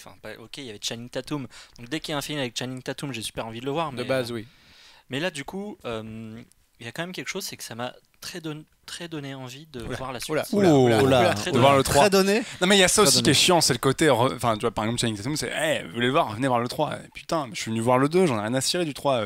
Fais-moi d'abord le 2 correctement. En fait, moi ce que j'aimerais bien, c'est qu'il fasse un spin-off sur les Statesman, ça me ferait marrer. Et il en parle. Ouais, il a parlé de. Mais il en parle. OK. Faudrait qu'il fasse une trilogie et qu'il la fasse bien pour le 3e. Ouais. Ça c'est le réseau et ça peut en est du film, ça se voit en fait, c'est vraiment les défauts d'une œuvre, enfin d'une mythologie moderne, une mythologie qui se veut trop grande déjà pour elle et qui n'arrive pas à faire des bons deuxièmes. Mais ça se sent dans le deuxième. Même si ça m'a passablement ennuyé, je trouve ça quand même plus intéressant dans la matière de construire sa mythologie qu'un John Wick 2 par exemple que j'ai trouvé passablement foiré. Oui mais parce que là t'as des nouveaux trucs. John Wick c'est John Wick 2 ça te reprenait tous les trucs du premier et ça te les faisait en x2 mais t'y croyais plus. Que là, effectivement, les Statesman, tu t'y attends pas, ça grossit aussi le truc. Et puis, il y a quand même, on n'en a pas parlé, mais il y a un des trucs, je pense, qui était super intéressant dans le premier Kingsman et qui est encore là, c'est le côté sale gosse. C'est que c'est un film de sale gosse. Ouais. Et de la même manière que Matthew Vaughn et Mark Millar. Ouais, mais on parle quand même d'un blockbuster à je sais pas combien de patates, si tu veux, qui va être vu par des millions de gens. Et de la même manière que le premier, ça butait à tort et à travers, ça tirait à bout portant dans la tête et voilà. Et ça finissait avec une princesse. Voilà, je n'en dis pas plus. Le 2, t'as notamment une scène à Glastonbury, on n'en dira pas plus, où déjà, oui, t'as ce côté célébration de l'Angleterre profonde, parce que Glastonbury, c'est un truc très populaire là-bas. T'as quand même ce côté, on est des punks et on vous emmerde, quoi. Et d'ailleurs, j'ai trouvé que c'était moins sanglant que le premier. Alors, je sais pas, je me suis. C'est moins sanglant que le premier, mais c'est un peu limite sur des trucs, quoi. Il y a certains trucs où tu grinces des dents, tu te dis, ouais, les gars, c'est pas gênant, c'est pas sale visuellement. Oui. Tu sais à quoi mais on te le suggère, ouais. Typiquement, Glastonbury, la fin de Glastonbury, voilà quoi. Mais Glastonbury, tu te dis, ils vont pas le faire. Oh putain, ils le font. Puis, bien, tu vois. Il y a des trucs comme ça, et même tout le film a une espèce de métaphore sur Trump et. Oui, sur la fin. C'est même pas une métaphore. Ouais, mais ça c'est cool. Une métaphore. C'est une métaphore bâtard. Le mec est en train de se transformer en Kingsman. Mais d'ailleurs, en parlant de métaphore, c'est complètement. Enfin, tu vois que le mec il est vénère et qu'il voulait Hillary Clinton et. Ouais, mais ça c'est bien, tu vois. Ils ont vraiment rigolo, chargé la mule là-dessus et y aller comme des bœufs. Mine de rien, de voir un gros blockbuster, ça fait plaisir. Donc c'est du moins de 12, quoi. Non. Je sais pas si ça va être. En France, je suis pas la sûr. question se pose vraiment. Tu sais. Je crois que Hit est moins de 12 alors que c'est super violent. Mover, je crois qu'il est moins de 12. Bon, ça veut plus rien dire en France aussi. Ouais. Mais d'ailleurs, quand on parle de sale gosse, mais on digresse aussi, mais du coup, Mark Millar a vendu tout son catalogue d'œuvres à Netflix. Donc, à voir ce que Netflix va faire de ses. Sachant que pour le coup, Mark Millar, je crois qu'il a pas du tout participé à cette suite aussi. Bon, après apparemment la BD Kingsman de base était pas bien. Voilà, c'était déjà pas bien et je crois que c'était déjà plutôt éloigné du premier film. Oui. Donc du coup là ils partent un peu dans leur délire et le troisième aura plus aucun rapport et voilà, Mark Millar il donne le nom dans cette histoire. Est-ce qu'on conseille donc aux gens d'aller voir Kingsman? Oui. Bah oui, c'est pas ça va quoi. Donc, on a vu pire cet été. C'est vrai qu'au niveau blockbuster, je pense que c'est le meilleur de cet été. Ou un... c'est l'auteur de La planète des singes. La planète des singes largement dessus. Mais en termes de budget, c'est un gros divertissement vraiment cool. Voilà, c'est un film de dimanche soir. Non, abuse pas. Les jours gris arrivent, allez voir Kingsman. Ça, non, on va dire ça remplit son cahier des charges. Pas à fond, mais ça le remplit. Ça le remplit très bien. Puis il y a Channing Tatum, donc bon, même si c'est que 10 minutes. Ouais, mais il y a Logan Lucky bientôt, tu le vois plus. Bon, bref, on s'en fout. On en reparlera le mois prochain. Il n'y a pas Channing Tatum dans le prochain sujet. Et heureusement. Attention, il a sorti les rames. Non, parce que là, je vais ramer parce que c'est un type de sujet qu'on aborde assez rarement ici, qui est une série documentaire En plus, c'est toi. Qui est une série documentaire avec un sujet assez grave. Alors, il y a 2 mecs qui viennent de poser leur micro en mode c'est bon, la guerre du Vietnam, et la moitié de la salle qui se vide, ça fait plaisir. Non, moi je reste avec toi. La série Vietnam sur Arte, qui est une série en 9 épisodes de 52 minutes, 55-57 minutes, qui est une série documentaire de Ken Burns et Nick Novick, son pote, je crois, c'est Lynn Novick, pardon, qui est une série documentaire extrêmement détaillée du coup, puisqu'ils ont eu plus de 9 heures, et je crois qu'il y a même une version beaucoup plus longue, qui retrace toutes les raisons de cette guerre, tous les faits et toutes les conséquences de cette guerre, aussi bien dans le monde qu'aux États-Unis. Et si vous êtes un brin attiré par l'histoire et par ce qui s'est passé à cette période-là, c'est extrêmement intéressant même, de savoir finalement pourquoi il y a eu la guerre du Vietnam, tout ce qui s'y est déroulé, tous les protagonistes. Parce que du coup, toute la série retranscrit la chronologie exacte de la guerre. Ah oui, non, mais le premier épisode, ça débute en 45 avec les Français en Indochine, puisque l'Indochine était l'ancien Vietnam. Et donc du coup, ça explique par exemple comment en 45 les Français, donc nous-mêmes, avons renvoyé des troupes en Indochine alors qu'on était à peine libérés chez nous. Donc la série commence sur ce point-là, et ensuite comment les Américains en fait, pour lutter, sur l'excuse de lutter contre le communisme à cette période-là, puisque c'était quand même une grande période, ont aidé les Français, et puis les Français ont dû partir parce que les Vietnamiens ne désiraient plus les avoir chez eux, ce qui est tout à fait normal. Et du coup, les Américains sont restés, et puis ont fait grandir leur présence sur place jusqu'à être du coup une force militaire en lutte contre le Vietnam du Nord, etc. Et ça a déroulé sur les années 60, où il y a eu tous les grands faits de la guerre du Vietnam et les contestations dans le pays aux États-Unis. Et c'est vachement intéressant en fait de voir d'une part cet échiquier de faits sur près de 30 ans, enfin sur plus de 30 ans d'ailleurs, qui ont provoqué toute cette guerre, et qui quelque part, on pourrait faire le même documentaire sur beaucoup de conflits et de faits d'aujourd'hui. Ce serait. En fait, dans la formule, ça me fait penser à Apocalypse. Ouais. Ce qu'il y avait eu, tu sais, sur France 2 avec Hitler, machin, etc. Mais du coup, on comprend qu'une guerre, c'est pas juste 6 ans ou 7 ans de conflit. C'est juste qu'il y a des raisons larvées qui datent de décisions prises 20 ans avant. Et ce documentaire a la force de détailler avec précision chaque chose. C'est-à-dire que là, j'en suis au 4e épisode sur 9. Diffusé sur Arte, et littéralement on me raconte chaque bataille de la guerre du Vietnam, donc on pourra être assez saoulé, mais en fait c'est fascinant c'est fascinant, et en même temps c'est terrible parce que du coup le documentaire a des images d'archives hyper pointues. C'est que d'archives, il n'y a pas de reconstitution. Non, c'est que de l'archive. Alors il y a 2-3 images, ils ont été filmés 2-3 paysages, etc. Mais il y a des archives, c'est même des discussions entre le président et président américain et ses conseillers, quoi. Entre Lyndon Johnson qui appelle son ministre de la Défense pour dire ouais, de toute façon on est foutu, mais bon, et dans les médias qui dit non mais tout va bien, machin. Et donc là il y a une voix off qui est Peter Coyote aux États-Unis, et qui chez nous est une voix off assez connue, j'ai plus le nom en tête.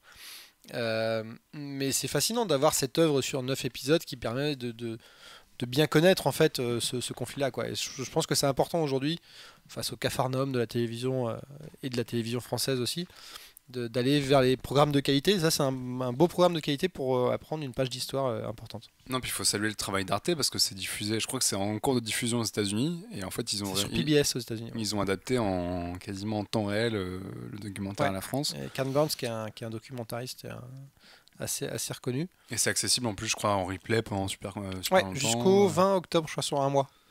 Donc voilà, donc vous avez le temps de vous cogner les moi j'ai le temps de finir. La diffusion est toujours en cours, ou tout est terminé et on peut tout mater d'un coup? Non, tout est en replay là. Ok.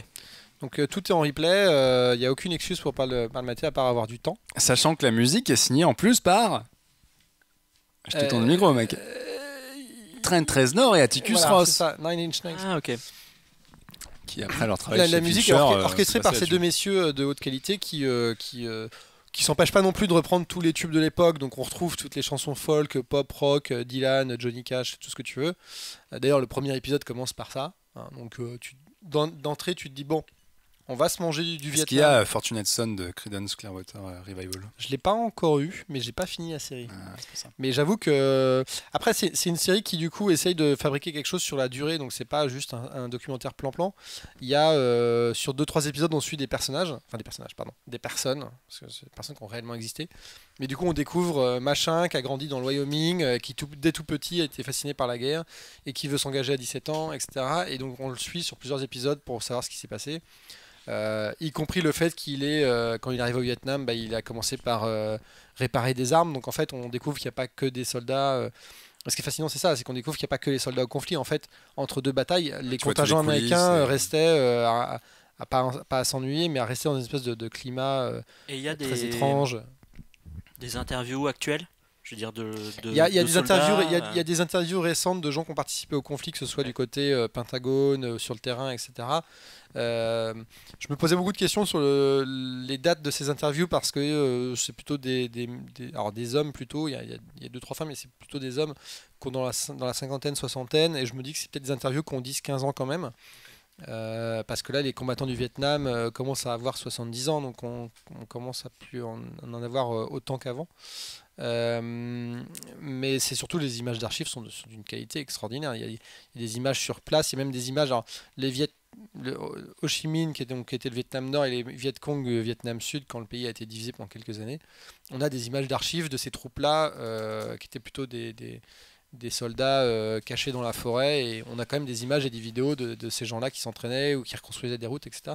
Il y a un travail d'archives qui est phénoménal, et autant sonore que visuel d'ailleurs. Et puis de restauration, j'imagine. Et après, il y a ce travail de très étrange où, par exemple, dans le deuxième épisode qui se passe quand même dans les années 50, brusquement, il y a un témoignage d'Américains dans les années 60. Parce qu'à un moment, la voix off aborde un sujet genre la discrimination raciale, et hop, on nous fait un contre-pied avec la discrimination raciale aux États-Unis quelques années plus tard. Donc des fois, ils font des décrochages un peu, c'est assez étrange, mais ça se tient. Sur la durée, c'est hyper riche et c'est hyper documenté, donc c'est ça qui fait la qualité de ce programme.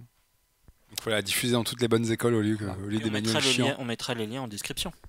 Comme d'habitude. Évidemment. Mais renseignez-vous, je ne vais pas faire la pub de Arte plus 7, mais c'est une chaîne de replay où il y a également le portrait de... C'est Alan Moore.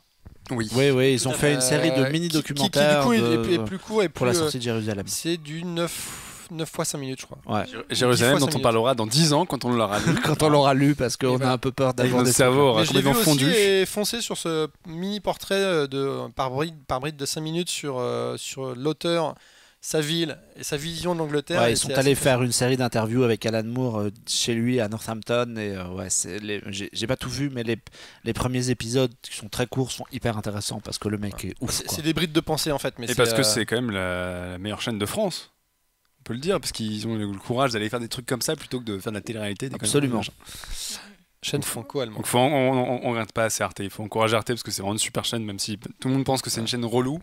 Non, mais ils passent tout le temps des vieux films, passent tout le temps des trucs super cool. Ils ont fait un beau virage depuis quelques années quand même. Bah déjà, ils ont tout leur contenu en ligne, que ce soit avec Arte Créative, notamment Beats, ou là, j'ai revu parce que j'ai fait l'admin Nana Irlande, mais ils avaient fait une série documentaire avec Nana Irlande qui s'appelait Nanaroscope, où ils faisaient un focus sur que des gros nanars, et leur mission était vachement bien. Et c'est vrai qu'ils ont vraiment compris comment continuer un programme télévisuel de qualité et comment aussi l'offrir sur des plateformes diverses en ligne, quoi. Arte Créative, Arte, etc. Donc vive Arte, pas vive le Vietnam à l'époque. Vive la France, vive l'art. Trop, non. Enfin, pas vive la France. Justement, le documentaire est assez critique sur la France, les États-Unis, les pays occidentaux par rapport à tout ce qui se passait dans cette période-là, et ça permet de prendre du recul aussi. C'était la petite note grave de l'émission. La petite note histoire, merci. Et Mathieu. on va passer sur une note finale qui est une note musicale, avec Alexandre qui va nous parler du dernier album de Star Sailor. Exactement. Alors en fait, Star Sailor, moi c'est un groupe. Alors déjà c'est un groupe qui existe depuis les années 2000. Exactement. Depuis la création. Non mais moi j'écoutais ça à la fac. T'avais des cheveux. Il n'a pas répondu. On avait dit pas de private joke. Oui, bon, sur les cheveux, on a le droit. Et tout à fait, j'écoutais Star Sailor à la même époque que Kyo, effectivement. Donc c'est un groupe qui existe quand même depuis les années 2000, que moi j'ai découvert personnellement en première partie du U2 en 2005. Donc ça fait un petit moment quand même. Je les ai vus 2 fois en concert entre 2005 et 2007. Quoi ? Non, je suis en train de pardon de t'interrompre, mais j'étais en train de me souvenir qu'on les avait vus ensemble en première partie du tout à fait. 2005. J'étais là. C'est beau, vous faites des choses ensemble. Voilà. Oui, il paraît. Frères et tout, c'est incroyable. Et en fait, Star Sailor, c'est un groupe que vous connaissez au moins pour une chanson qui a cartonné. Tu veux la chanter? Fall to the floor, our shore, never seen clear. Tu connais? Voilà. Et mais attends, on peut préciser un truc, c'est que les gens connaissent le remix. Et voilà, en fait c'est un remix, c'est pas la version originale, c'est un très bon remix ceci étant. Et donc en fait tout le monde connaît cette chanson qui a cartonné dans les chaînes de clips. Une de leurs chansons avait aussi illustré la bande-annonce de la 25e heure de Spike Lee. Je crois. Voilà, donc pour tous les cinéphiles de 2002, c'est possible. Vous êtes dans la place. Et donc du coup, alors attends, je reprends mes petites notes parce que je suis quand même venu... voilà. T'as préparé ton sujet. Exactement. Incroyable. Alors, que j'ai préparé le sujet mais que j'ai pas noté le titre de l'album. Donc en fait, Starsailor, ils viennent de sortir un album en début de mois qui s'appelle All This Life. Alors c'est le 5e album du groupe anglais. C'est quand même... je reprends mes notes, pardon. Ils ont fait 4 excellents albums et en fait surtout ils ont fait une pause entre 2009 et 2017. Donc ça fait presque 10 ans qu'on n'a pas eu un album de Starsailor. Parce que le chanteur a fait 2 albums solo qui sont plutôt sympathiques et de la folk. C'est gentil. Comment il s'appelle James Walsh. Ok. W-A-L-S-H. Et c'est de la folk sympathique. Ça révolutionne pas le genre, mais c'est plutôt ça. À écouter en soirée avec des copains. Exactement, c'est le genre de truc que tu mets en fond quand t'es en soirée. Comme tout ce qu'on. Toutes les musiques dont on parle. Donc ils reviennent après cette carrière solo. C'est de la pop rock classique mais efficace, c'est vraiment du pur Starsailor pour ceux qui connaissent, pour ceux qui ont écouté les 4 précédents excellents albums dont je recommande fortement, surtout celui en 2009, il est vraiment très très très bien. Et donc celui-ci est mieux que les autres? Alors celui-ci, disons qu'on perd l'effet de surprise. Moi je me suis dit... encore décidément. Je me suis dit, on est en 2017, ils vont revenir peut-être avec un truc un peu plus dense. Je m'attendais à un truc un petit peu plus dense et c'est pas du tout le cas, c'est de la pop rock ultra classique. Donc ça s'écoute, moi je trouve l'album très bien, mais il n'y a pas de... Disons qu'ils auraient pu sortir l'album 2 ans après celui de 2009, ça aurait été exactement la même chose. Après il y a des morceaux que je trouve vraiment très très bons, notamment le premier qui s'appelle Listen to Your Heart, le premier de l'album. C'est beau. Que vous avez écouté. Quel romantique. Ouais, moi j'ai bien aimé Take Your Little Time. Elle est trop bien. C'est sympa. Ouais. Parce que Mathieu n'a pas écouté par exemple. Et pour le coup, j'ai beaucoup écouté le groupe dans les années 2000. Dans les années 80. Non, non, mais je me remettais en arrière un peu. Non, mais j'ai pas encore écouté le dernier. On a quand même d'excellents morceaux donc, qui aussi entre le gros rock et les morceaux un petit peu plus doux, notamment No One Else que je trouve très très beau, très belle. Un morceau très beau. Un morceau beau. Voilà, peu importe. Je trouve la première partie de l'album excellente, je trouve que la deuxième est un petit peu moins bonne. On va en gros en décrescendo. C'est difficile ce soir. Vraiment désolé. Oh la vache. Ça m'a un peu fait penser à du bon Keane. Ah, voilà la comparaison. Putain. Keane, mais qui se souvient de Keane? Bah moi, jamais Keane. Non, mais tu peux pas. Starsailor, c'est totalement autre chose. Il faut encore des trucs. C'est la folk américaine. Et puis Keane, c'est pas dégueu. Il y a une ambiance. C'est un peu gna mais c'est rigolo. Cela dit, à propos de Gna Gna, moi j'ai écouté un peu les paroles là. J'ai écouté que la première partie du disque parce que je l'ai fait au travail et j'ai été interrompu par du travail, donc j'ai pas pu finir. J'ai pas pu finir parce qu'il fallait que je bosse. Il fallait que je bosse. Et t'as trouvé ça niais? Non, musicalement j'ai trouvé ça cool. Ça était rythmé, voilà, c'était plutôt plaisant, ça m'a plu. Par contre, au niveau paroles, c'est hyper cheesy quoi. Ouais, enfin, excuse-moi, si on parle de la dernière chanson de U2, c'est pas bien non plus. Hein. Oui, enfin, on verra quand l'album sera sorti, mais ouais, voilà. Non, mais il a raison, c'est cheesy. Notamment une chanson ça où me dérange pas forcément, mais là. Ça me dérange pas. Hein. Le refrain dit Nothing is impossible when you can fuck it all. Donc le mec est punk mais en même temps est romantique. C'est une chanson toute douce d'ailleurs en plus. Oui. Et non, moi je trouve que c'est un album qui s'écoute, j'écoute avec grand plaisir, je trouve ça plutôt cool. Moi qui aime beaucoup Starsailor, je les ai pas perdus. Après c'est vrai que j'aurais bien aimé un petit peu de renouveau. Je sais que toi Jean-Victor tu les as écoutés. Ouais. Ouais, moi le problème c'est que j'étais comme toi, enfin comme beaucoup de gens je connaissais Four to the Floor. Mais tu fais pas bien de me poser la question parce que moi je me suis emmerdé comme un rat mort en écoutant et pourtant j'ai écouté 2 fois. En fait c'est horrible ce que je vais te dire, mais j'ai l'impression d'avoir, quand j'ai lancé l'album, j'ai l'impression d'avoir mis RTL 2. C'est un peu de ça, hein, oui. Dans le sens où j'avais de la pop rock mielleuse et où je ne retiens rien. C'est-à-dire que je trouve en fait le meilleur moment de l'album, c'est horrible. Mais à un moment, j'ai mis sur Spotify l'album machin, tu vois, ça passe. Et à un moment, je fais, oh putain, cette chanson elle est bien. C'était une chanson d'album d'après, tu vois. Et là, je fais, ah merde. Et en fait, je trouve que, enfin, je parle encore une fois que du dernier album.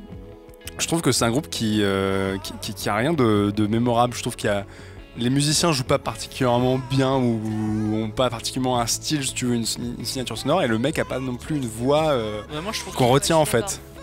Et tu vois, moi ça m'a fait penser à d'autres groupes qui sont comparables dans le son, mais où à chaque fois ils ont le truc qui permet de. Par exemple, Editors, qui est un groupe qui a fait des très mauvais albums en plus, mais que j'adore.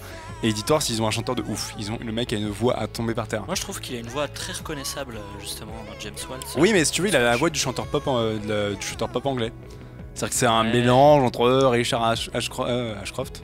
Ashcroft, ouais. Ashcroft, très entre bien, Richard Ashcroft. Moi, j'aimerais. Non mais c'est un sous Richard Ashcroft, c'est un sous mec des Verve quoi. C'est un sous Gallagher, tu vois, et c'est pas comme. Non, mais c'est sûr que c'est pas Oasis, c'est pas un truc qui va renouveler non plus, mais je trouve que ça s'écoute bien quoi, ça s'écoute bien. Toi tu l'as écouté ou tu t'es fait chier aussi? Franchement, Estelle? j'ai écouté les 3/4 de l'album 2 fois, mais j'ai jamais réussi à aller jusqu'au bout. Okay. Parce qu'au bout d'un moment, ça m'ennuie. Ça m'ennuie. Donc c'était le podcast où on peut dire que tout ce qu'on a vu et écouté, c'était... Merci d'avoir passé une année avec nous. Tu vois, c'est vraiment le genre de choses que t'entends partout, tout le temps. C'est pas nouveau, quoi. Ouais, t'as pas la mélodie qui t'accroche, t'as pas le... Je sais pas si vous connaissez le groupe français Isaac Delusion. Pas du tout. De nom. Ah oui, je connais Ça me bien, fait penser à ça, sauf que dans Isaac Delusion, le chanteur a vraiment une voix particulière.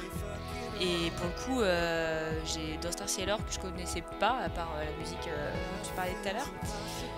Bah voilà, j'ai pas retrouvé de patte vraiment. J'ai l'impression d'écouter pour la énième fois un truc.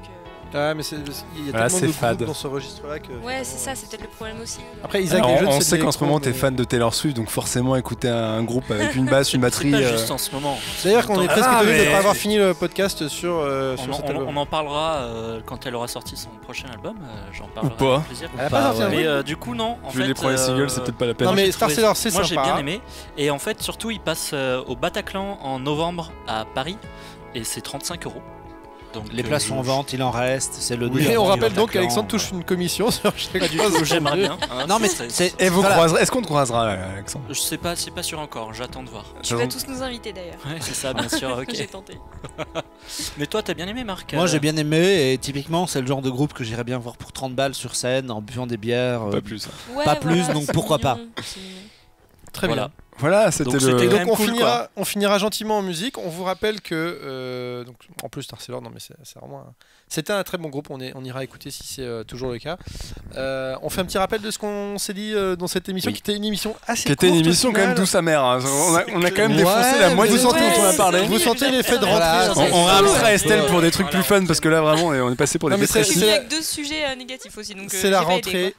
C'est la rentrée. Ouais, période triste. Non, c'était déjà la rentrée le mois dernier. Réécoutez aussi les émissions précédentes. On était quelquefois un peu plus enthousiastes sur certains sujets. Et donc du coup, au final, résumé, Mathieu. On va résumer, mais l'étrange festival c'était quand même vachement bien. Ça c'était vachement bien, ouais. Et donc vous pouvez rattraper certains films. Profitez de l'édition prochaine. Profitez aussi du festival de films coréens qui arrive et qui à chaque fois mois d'octobre des programmes au Publicis Cinéma sur les Champs-Élysées. A un programme assez chargé chaque année. Très pointu, ouais. Et mérite d'être mieux, plus vu. Plus vu, et puis si vous voulez continuer, il y a aussi le PIF, le Paris International Fantastic Film Festival, Indeed. qui aura lieu au Max Linder fin novembre, qui a un programme sympa. Voilà, si vous avez du temps, allez voir l'exposition Caro Jeunet, mais ne mobilisez pas beaucoup. Revoyez les films plutôt, sauf Alien Résurrection. Moi je serais assez... non mais comme j'aime beaucoup leurs univers à ces deux auteurs, je dirais allez-y, mais si ça vous prendra 30 minutes entre le café et le dessert. Ouais, et 10 €. Et 10 €. 10 €, enfin ouais, voilà. Superman, American Alien. Plutôt oui en fait. Hein. C'est pas un gros oui. Le mec a changé d'avis durant l'émission quand même. Je suis pas convaincu. Non, franchement, ça a l'air d'être sympa. Non mais c'est une bonne disponible chez Urban Comics. C'est une introduction plutôt correcte. Voilà, c'était pas à moins d'être un gros fan de comics et d'en lire tout le temps. Voilà, si vous lisez des BD de temps en temps, jetez un œil. Voilà. Nestor Burma. Bob. C'est un non. C'est plutôt c'est pas une grande innovation. C'est le non-conseil de l'émission. Ouais. Il y a d'autres bandes dessinées sur lesquelles se jeter. Quand on a créé le podcast, on n'a jamais dit qu'on avait le droit de dire oui à tout. Hein. Voilà, c'était la morale d'Alexandre Rolos. Guild Wars 2 en mode jeu vidéo, c'est plutôt si vous voulez un MMORPG avec des copains, c'est gratuit, et si vous voulez continuer, des extensions super. Voilà, Mario et les lapins crétins, ça a l'air d'être assez fun. Ouais, c'est cool. Allez-y. Si vous avez une Switch, ça vous fera marrer. C'est que sur Switch d'ailleurs. Et si vous passez le premier boss, dites comment à Marc. C'est ça, parce que je suis en galère. Twitter, cloneweb.net, n'hésitez pas, il y a un forum aussi.